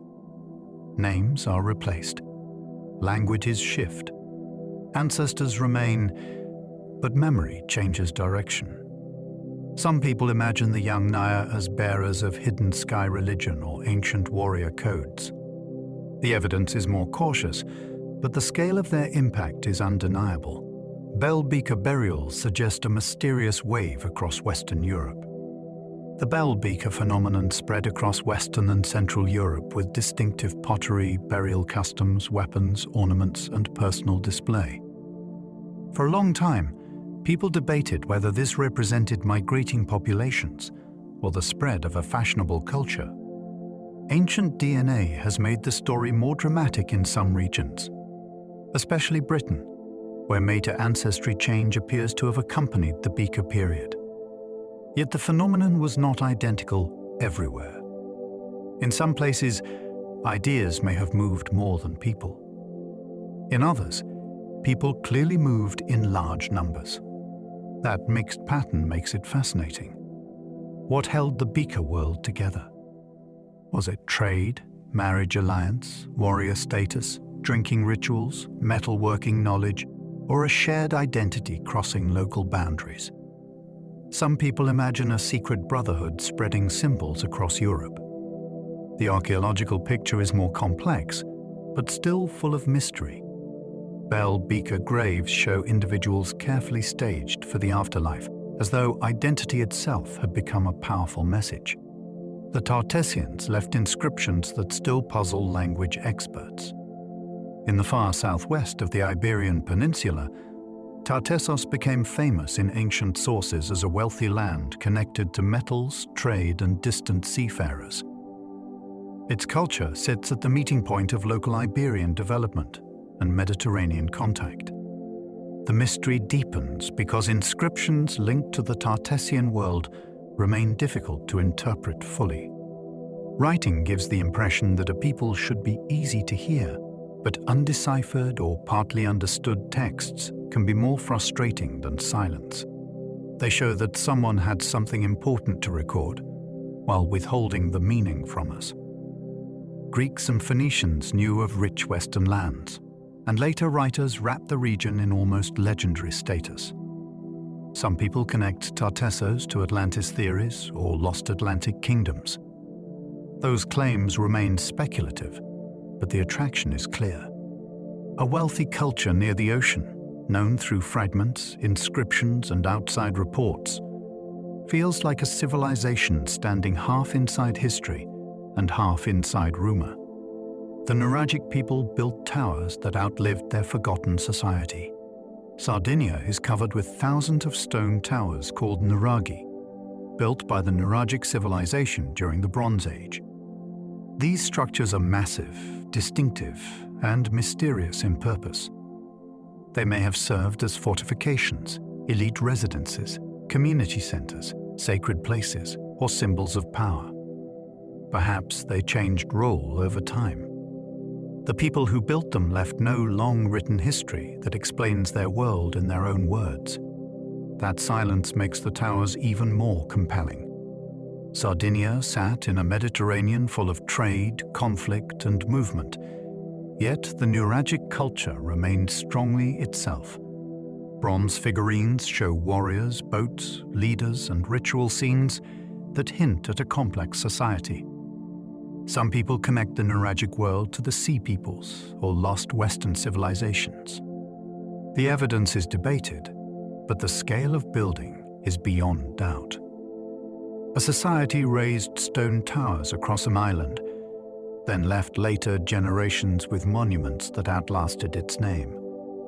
Sardinia's giants of Mont Prama hint at lost warrior traditions. The stone statues from Mont Prama are unlike almost anything else in the ancient Mediterranean. They show archers, boxers, and warriors with bold features and strange round eyes. Found broken and buried, they seem to belong to a powerful world of memory, status, and heroic identity. Their exact meaning remains debated. They may have honored ancestors, marked elite tombs, celebrated warrior ideals, or connected living communities to a legendary past. What makes them so fascinating is their combination of local character and monumental ambition. Sardinia was not a forgotten backwater. It was part of a sea filled with exchange and danger, yet it created forms that feel unmistakably its own. Some people imagine that these statues preserve the image of a vanished warrior caste linked to older island powers. Others see them as a statement by Nuragic descendants during a time of change. Either way, they suggest a society determined to remember itself through stone, strength, and mystery. Malta's temple builders vanished after creating some of Europe's oldest monuments. On the islands of Malta and Gozo, ancient people built enormous stone temples before the pyramids of Egypt reached their famous form. The structures show careful planning, heavy stones, carved decorations, and spaces that seemed designed for ritual gatherings. Then the society that created them faded from the record. The reason remains uncertain. Soil exhaustion, climate pressure, disease, social stress, and isolation have all been suggested. What makes the mystery so gripping is the contrast between achievement and disappearance. These were not people living at the edge of ability. They organized labor, shaped stone, and sustained a ceremonial world across generations. Yet later populations did not continue the same temple tradition in the same way. Some people imagine forgotten priesthoods, secret sound chambers, or sacred knowledge tied to the underground world of the islands. The evidence remains open enough to invite wonder. Malta keeps asking how a small island society built so boldly, then changed so completely. Göbekli Tepe suggests unknown groups organized before settled farming spread. In southeastern Turkey, carved stone pillars stand in circles that date to a time when many people were still living as hunter-gatherers. That alone makes the site astonishing. The old assumption was that farming came first, then villages, then large ritual structures. Here, the order seems less simple. People gathered, planned, carved, transported, and raised heavy stones before fully settled agricultural life had taken hold in the region. This raises a dramatic possibility. Shared belief may have helped pull communities together before farming locked them into one place. The builders left animal carvings, strange symbols, and no written explanation. Some people see a lost priestly culture. Others imagine survivors of an older world bringing knowledge forward after a forgotten disaster. The careful view is still fascinating. The site proves that early communities could organize at a scale once considered unlikely. It does not just add a chapter to history. It changes the beginning of the book. The builders of Karahan Tepe remain hidden behind ritual stonework.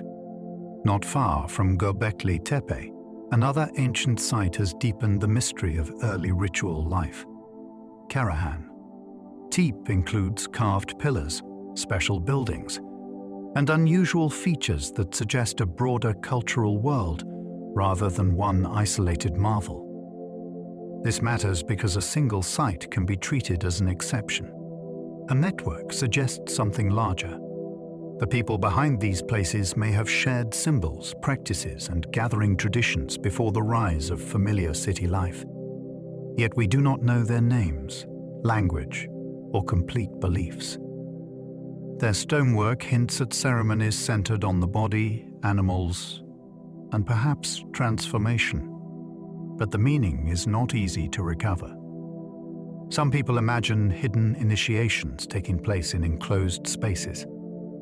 Others see community rituals that helped bind scattered groups together. What feels most striking is that the builders were truly capable of planning and imagination at a very early date. They stand at the threshold of civilization, yet remain personally unknown. The Indus Valley people left cities without readable royal stories. The Indus civilization built large, carefully planned cities with drainage systems, standardized weights, craft workshops, and long-distance trade. Yet it left no obvious king lists, war monuments, or readable royal boasts. Its script remains undeciphered, which means the people who lived in places such as Harappa and Mohenjo-Daro are both visible and silent. We can see streets, wells, seals, and houses, but we cannot hear their official history in their own words. That makes the civilization feel unusually controlled and elusive. Some argue that power may have been less focused on kings than in Egypt or Mesopotamia. Others believe rulers existed but expressed authority in ways we have not understood.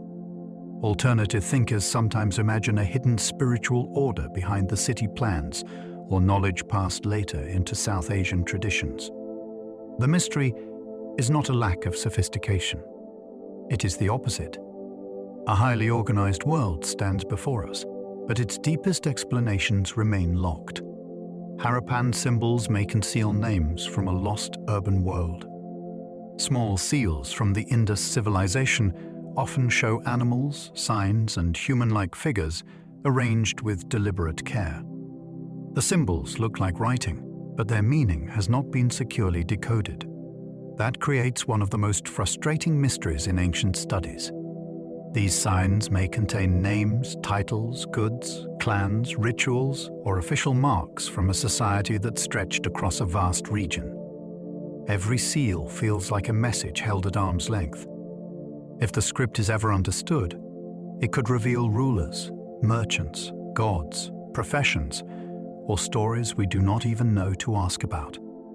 Some people believe the signs preserve a sacred system rather than ordinary writing. Others suggest they were used for trade control or identity marks. The truth may be more complex. What makes the mystery powerful is that the objects are not rare fantasies. They exist in real numbers. The lost urban world may have left thousands of tiny locked doors. The Tocharians carried Indo-European languages deep into Western China. In the Tarim Basin of Western China, ancient manuscripts revealed languages related not to Chinese, but to the Indo-European family. This discovery surprised many people because it placed speakers of such languages far to the east, along routes later associated with the Silk Road. The Tocharians remind us that ancient movement was far more tangled than simple maps suggest. People crossed deserts, oases, and mountain corridors long before modern borders made the world look fixed. Their art, texts, and religious connections show a cultural world shaped by contact from several directions. The mystery is how their ancestors arrived, how long they remained distinct, and why their languages eventually disappeared. Some people link them to earlier steppe migrations. Others imagine lost travelers carrying forgotten traditions across Asia. Their story feels like a hidden bridge between worlds. A language can appear in an unexpected place, then vanish, leaving only manuscripts to prove it was ever spoken. Tarim Basin mummies complicate old ideas about ancient migrations. The dry conditions of Western China preserved ancient bodies with clothing, hair, and personal belongings in remarkable condition. When these mummies became widely known, they sparked intense debate because some appeared to show features and textiles that did not fit simple expectations about the region's early population history. Later research has made the picture more complex, but not less fascinating. The Tarim Basin was not an empty edge of the world. It was a meeting zone where oasis life, steppe movement, and desert survival came together. Some burials suggest local continuity. Others point to wider cultural influences. Alternative writers have often turned the mummies into proof of dramatic lost migrations or hidden Western colonies. The careful story is richer than that. These people lived in a landscape where roots from far apart could meet. Their preserved clothing and faces make the past feel startlingly close, while their exact identities remain difficult to name. The Ainu preserve clues to Japan's older human landscape.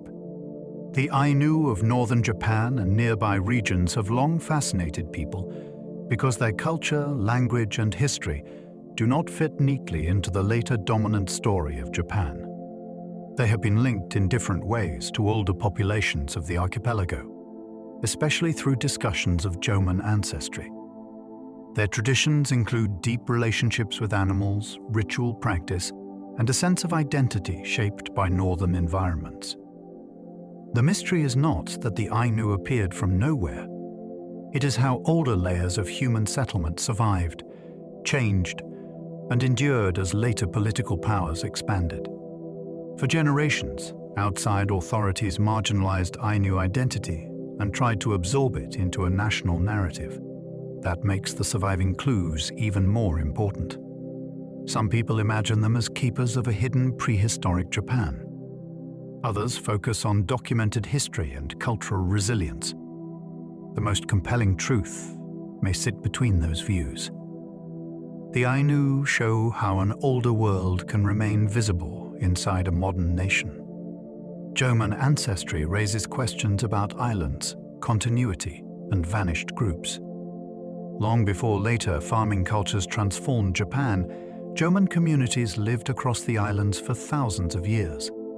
They made distinctive pottery, used rich coastal resources, and developed varied regional lifeways.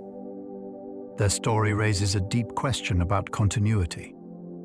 How much of German identity survived when new migrations, rice agriculture, and changing social systems arrived? Ancient DNA has shown that German ancestry remains in modern populations, but ancestry is not the same as a complete cultural memory. Languages may have changed. Communities may have merged. Old spiritual traditions may have been reshaped beyond easy recognition. Some people see the German as evidence of a sophisticated island world that modern history has underestimated. Their pottery alone suggests imagination, skill, and long tradition. Yet their names and stories are not preserved in writing from their own time. They did not vanish completely, but they became part of later peoples. That makes them a lost tribe mystery built from survival rather than extinction. Korea's ancient tribal confederations faded into later royal histories. Before the familiar kingdoms of Korean history became dominant, the peninsula and surrounding regions held confederations with names such as Mahan, Jinhan, and Byunhan. These were not simple footnotes. They were networks of communities with leaders, alliances, rituals, trade, and local identities. Over time, stronger states absorbed or replaced them, and the older tribal landscape was reinterpreted through later royal records. That creates a familiar problem. We know some names, but not the full human texture behind them. What did each community call itself? How did ordinary families understand loyalty before kings rewrote the map? Which customs survived inside the kingdoms that followed? Some people are drawn to the idea that forgotten lineages, shamanic traditions, or old migration memories remain hidden beneath later dynastic stories.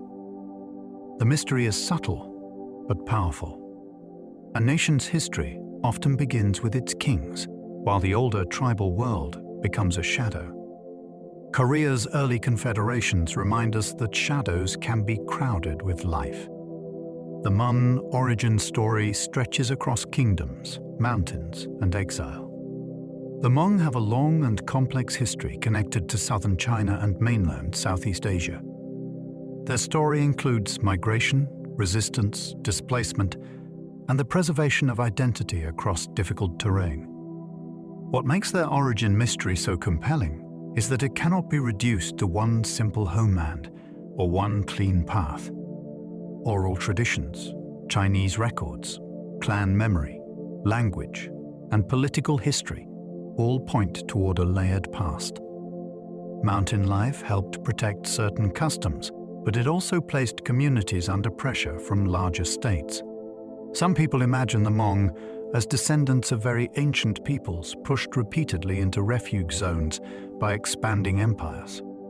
Others focus on more recent movements shaped by conflict and survival. Either way, the pattern is powerful. The people can be scattered across countries and still maintain a sense of belonging that does not depend on a single border.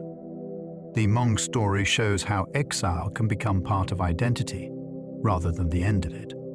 The San preserve lifeways tied to humanity's deepest remembered past.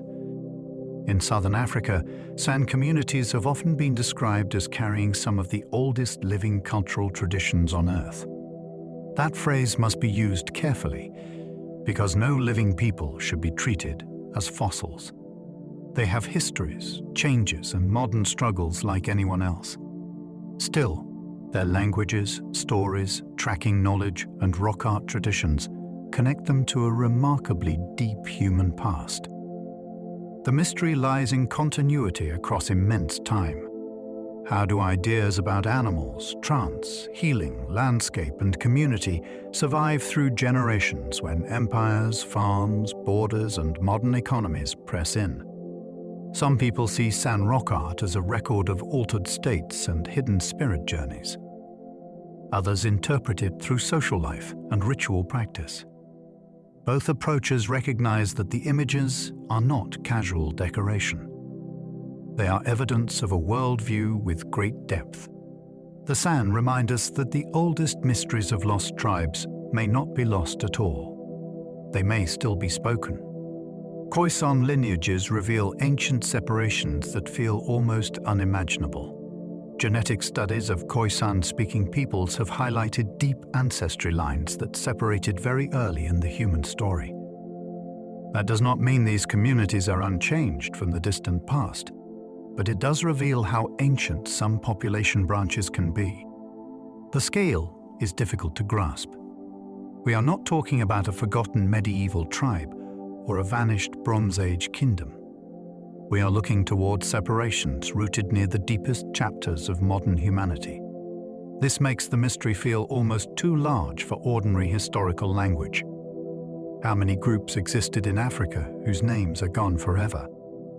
How many migrations, alliances, and losses happened before writing, before cities, before the monuments that usually anchor memory?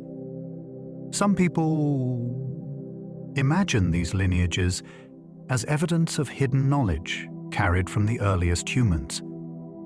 The safer point is still extraordinary. Living communities may hold genetic echoes of human worlds so old that archaeology can barely follow their outlines. Great Zimbabwe's builders were long misrepresented by outsiders and legend. The stone ruins of Great Zimbabwe stand as one of Africa's most impressive medieval achievements. Yet for a long time, outsiders refused to accept that local African ancestors built them.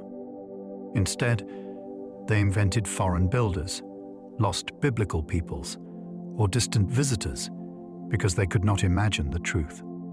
That history of denial turned a real civilization into a false mystery. The actual story is more powerful. Great Zimbabwe was connected to cattle wealth, gold trade, regional authority, and networks reaching toward the Indian Ocean. Its stone walls show skill, planning, and social organization. The site's decline remains debated, with environmental pressure, changing trade routes, and political shifts among the possibilities. Some people still chase exotic explanations, but the deeper lesson is clear. A society can be lost twice. First through historical change, then through outsiders stealing credit for its achievements. Great Zimbabwe invites wonder, but it also asks us to be careful about whom mystery is allowed to erase.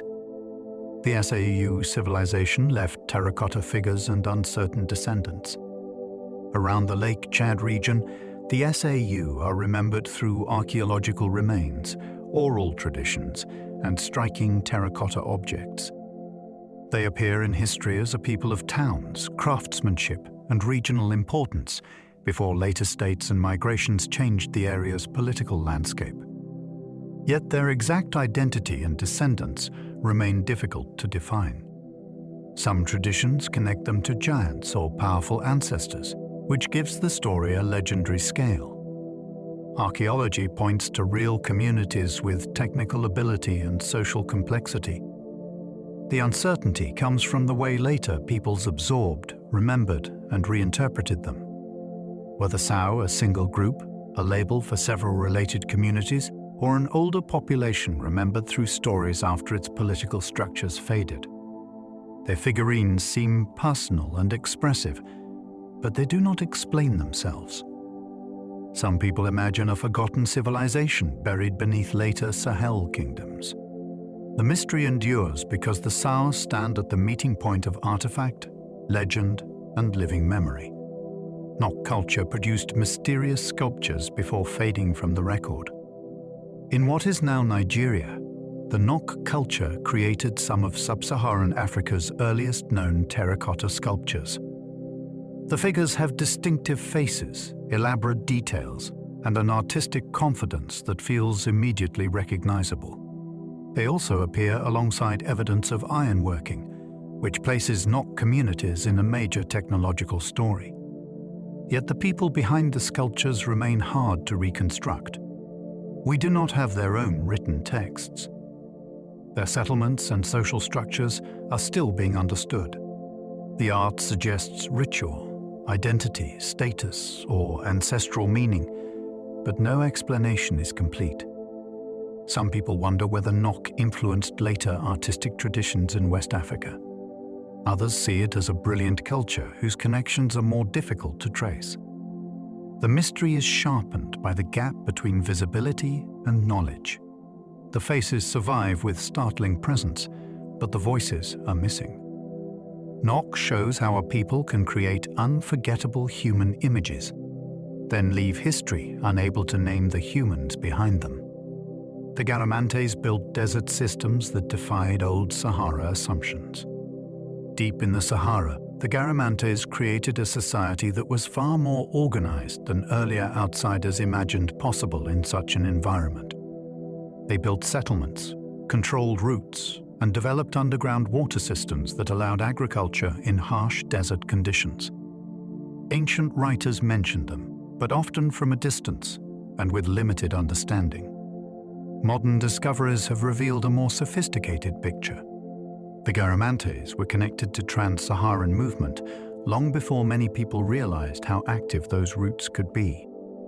Their world challenges the idea that deserts are empty barriers. A desert can be a road, a shield, and a homeland for people with the right knowledge. Some people imagine hidden Saharan kingdoms buried beneath dunes, or older secrets preserved by desert tribes.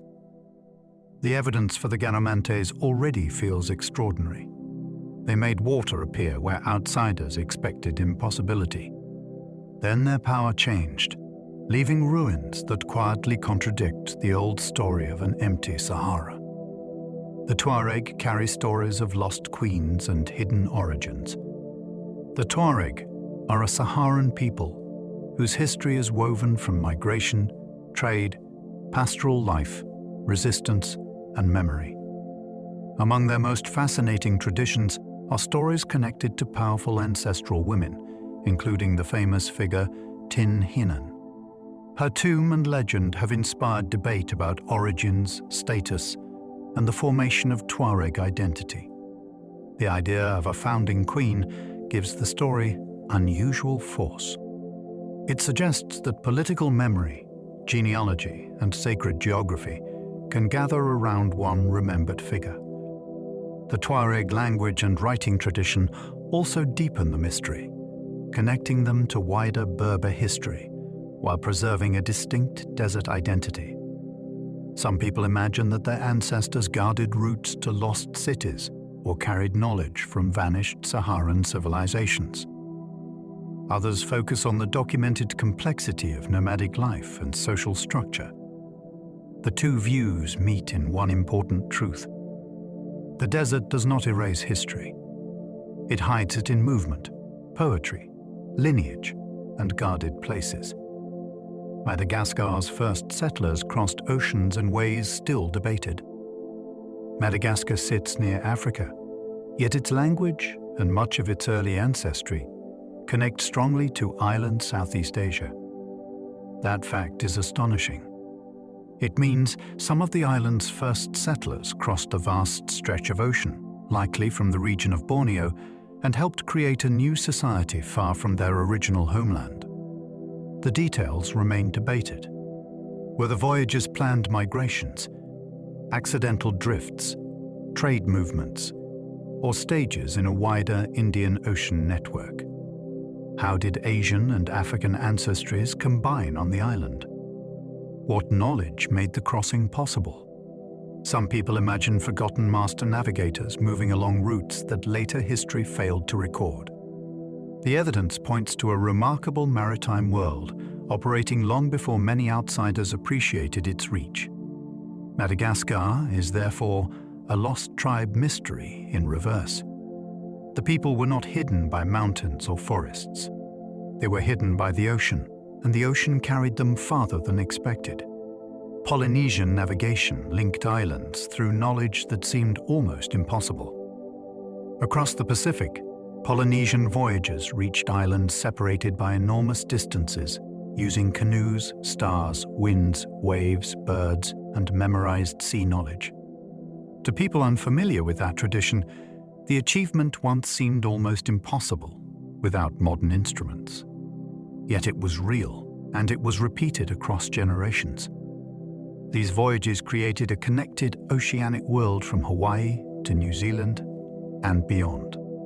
The mystery is not whether they could navigate. The mystery is how deep and precise that knowledge became before it was partly disrupted, forgotten, or dismissed by outsiders.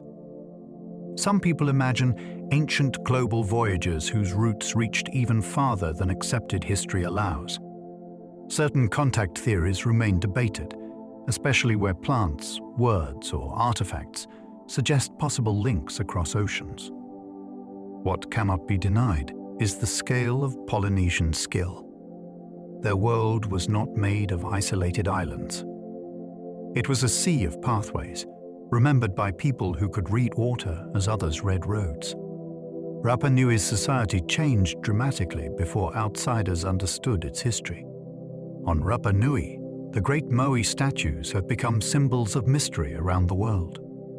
They were carved, moved, and raised by a society with strong organization and deep ancestral meaning.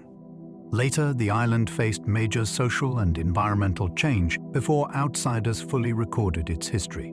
Popular stories once described a simple collapse caused by reckless destruction, but newer interpretations are more complex. Resource pressure, political competition, European contact, disease, and slave raiding all shaped the island's later fate.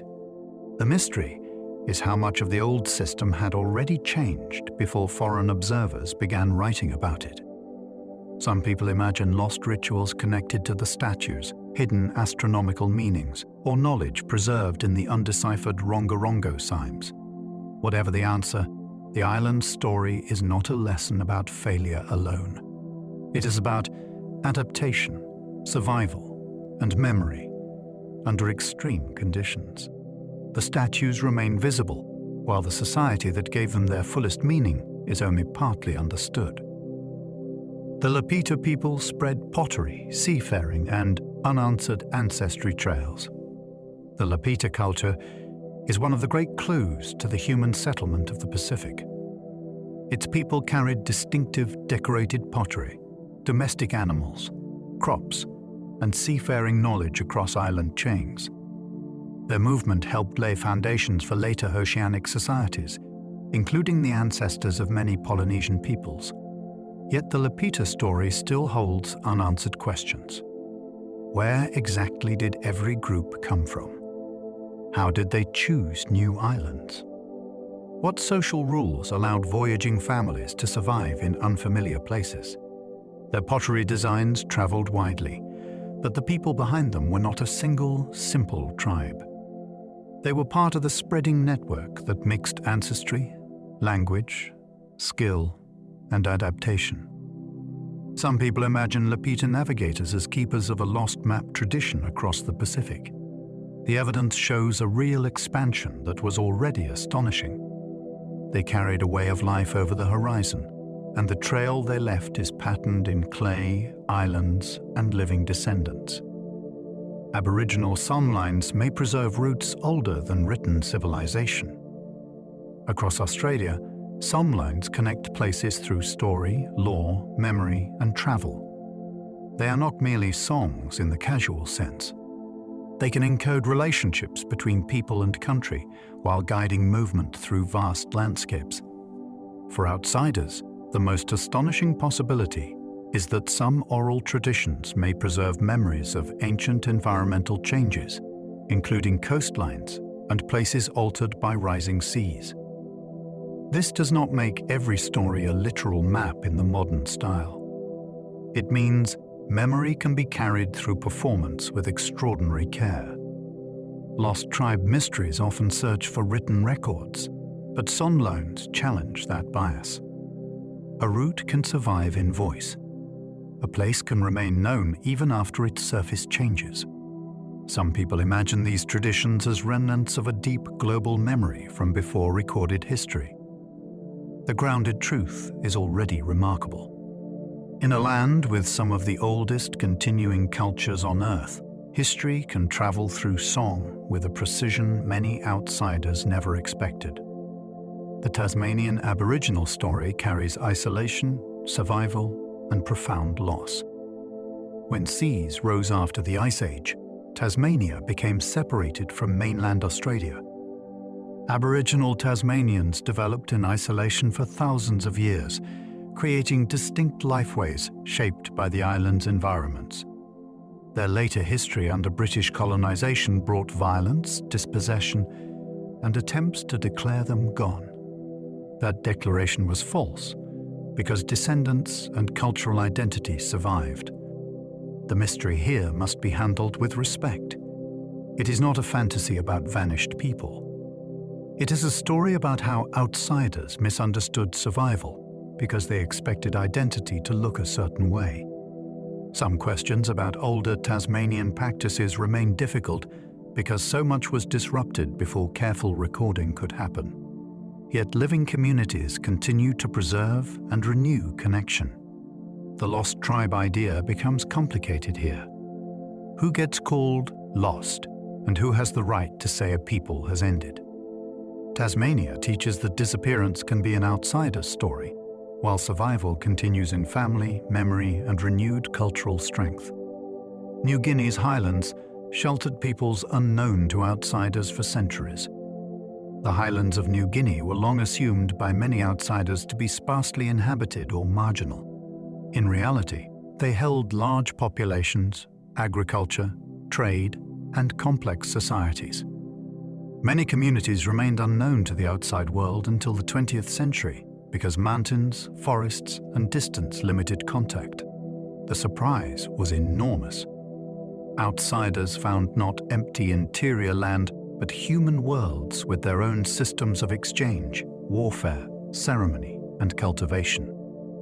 This is one of the strongest modern reminders that unknown tribes are not just ancient legends. They can exist because geography protects them from outside attention. Some people imagine that other remote regions may still hold groups whose histories no state archive has recorded. New Guinea also shows that isolation does not mean simplicity. Communities developed their own innovations, including agriculture in highland settings. The mystery is humbling.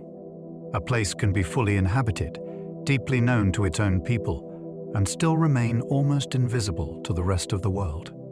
Cargo cult origins reveal how isolated worlds interpreted sudden contact.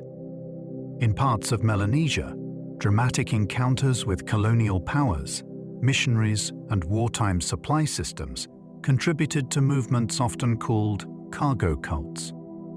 The term can be misleading because it sometimes reduces complex local belief and political hope to a strange outsider label. At the center is a fascinating human problem.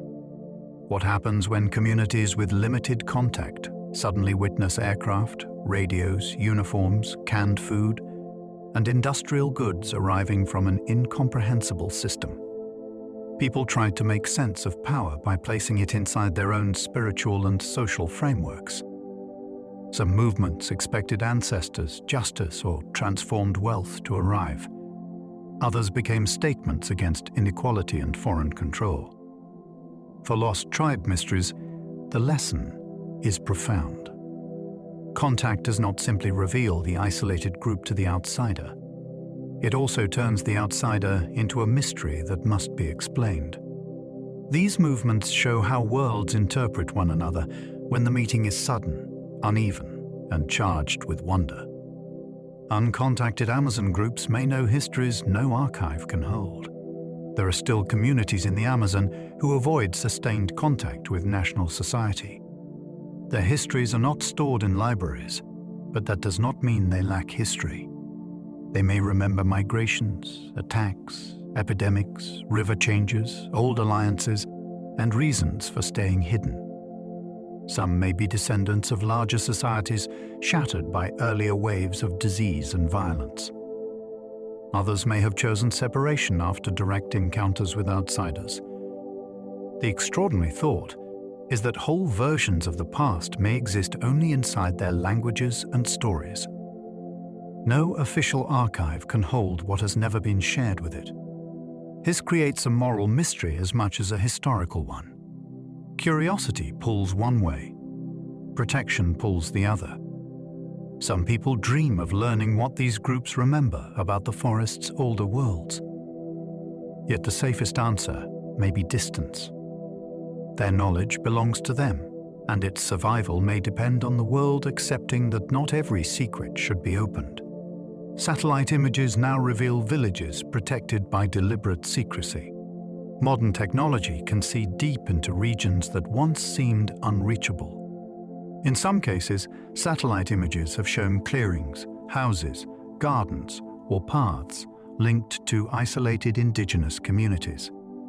This creates a strange new kind of mystery. We may know that a village exists while knowing almost nothing about the people who live there. The image reveals shape without voice.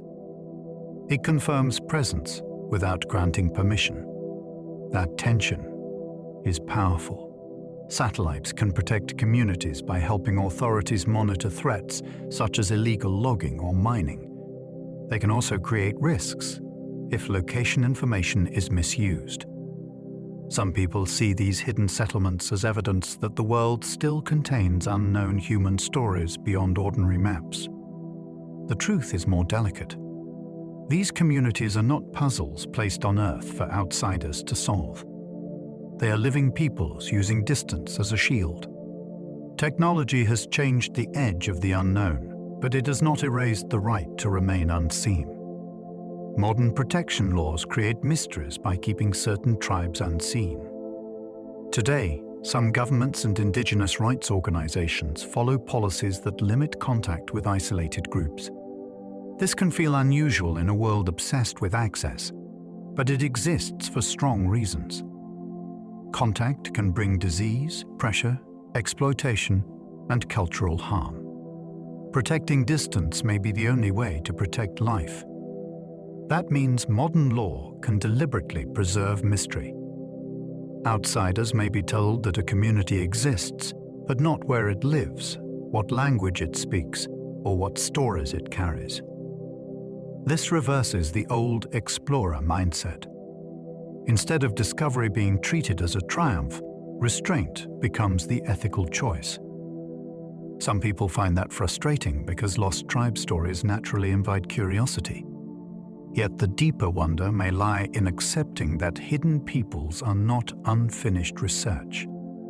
They are sovereign human communities with their own decisions. The mystery remains, not because no one has tried to solve it, but because the best answer may be to guard it. Lost tribes may not be gone, only hidden inside living peoples.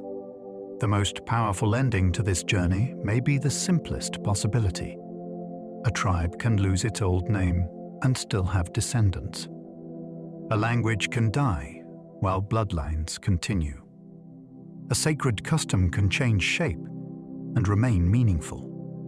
A people can be conquered, scattered, converted, renamed, or absorbed, yet still survive through families who no longer know the full story.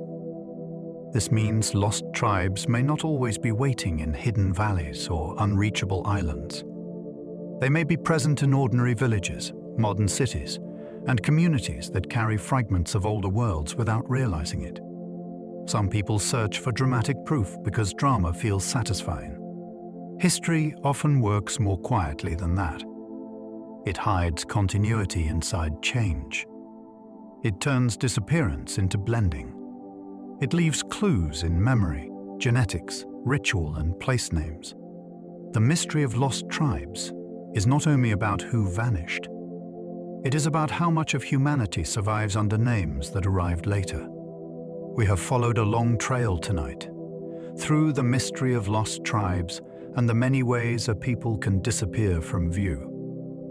We have moved from ancient exiles and guarded islands to desert kingdoms, forest settlements, mountain traditions, and cities whose builders left behind more questions than answers.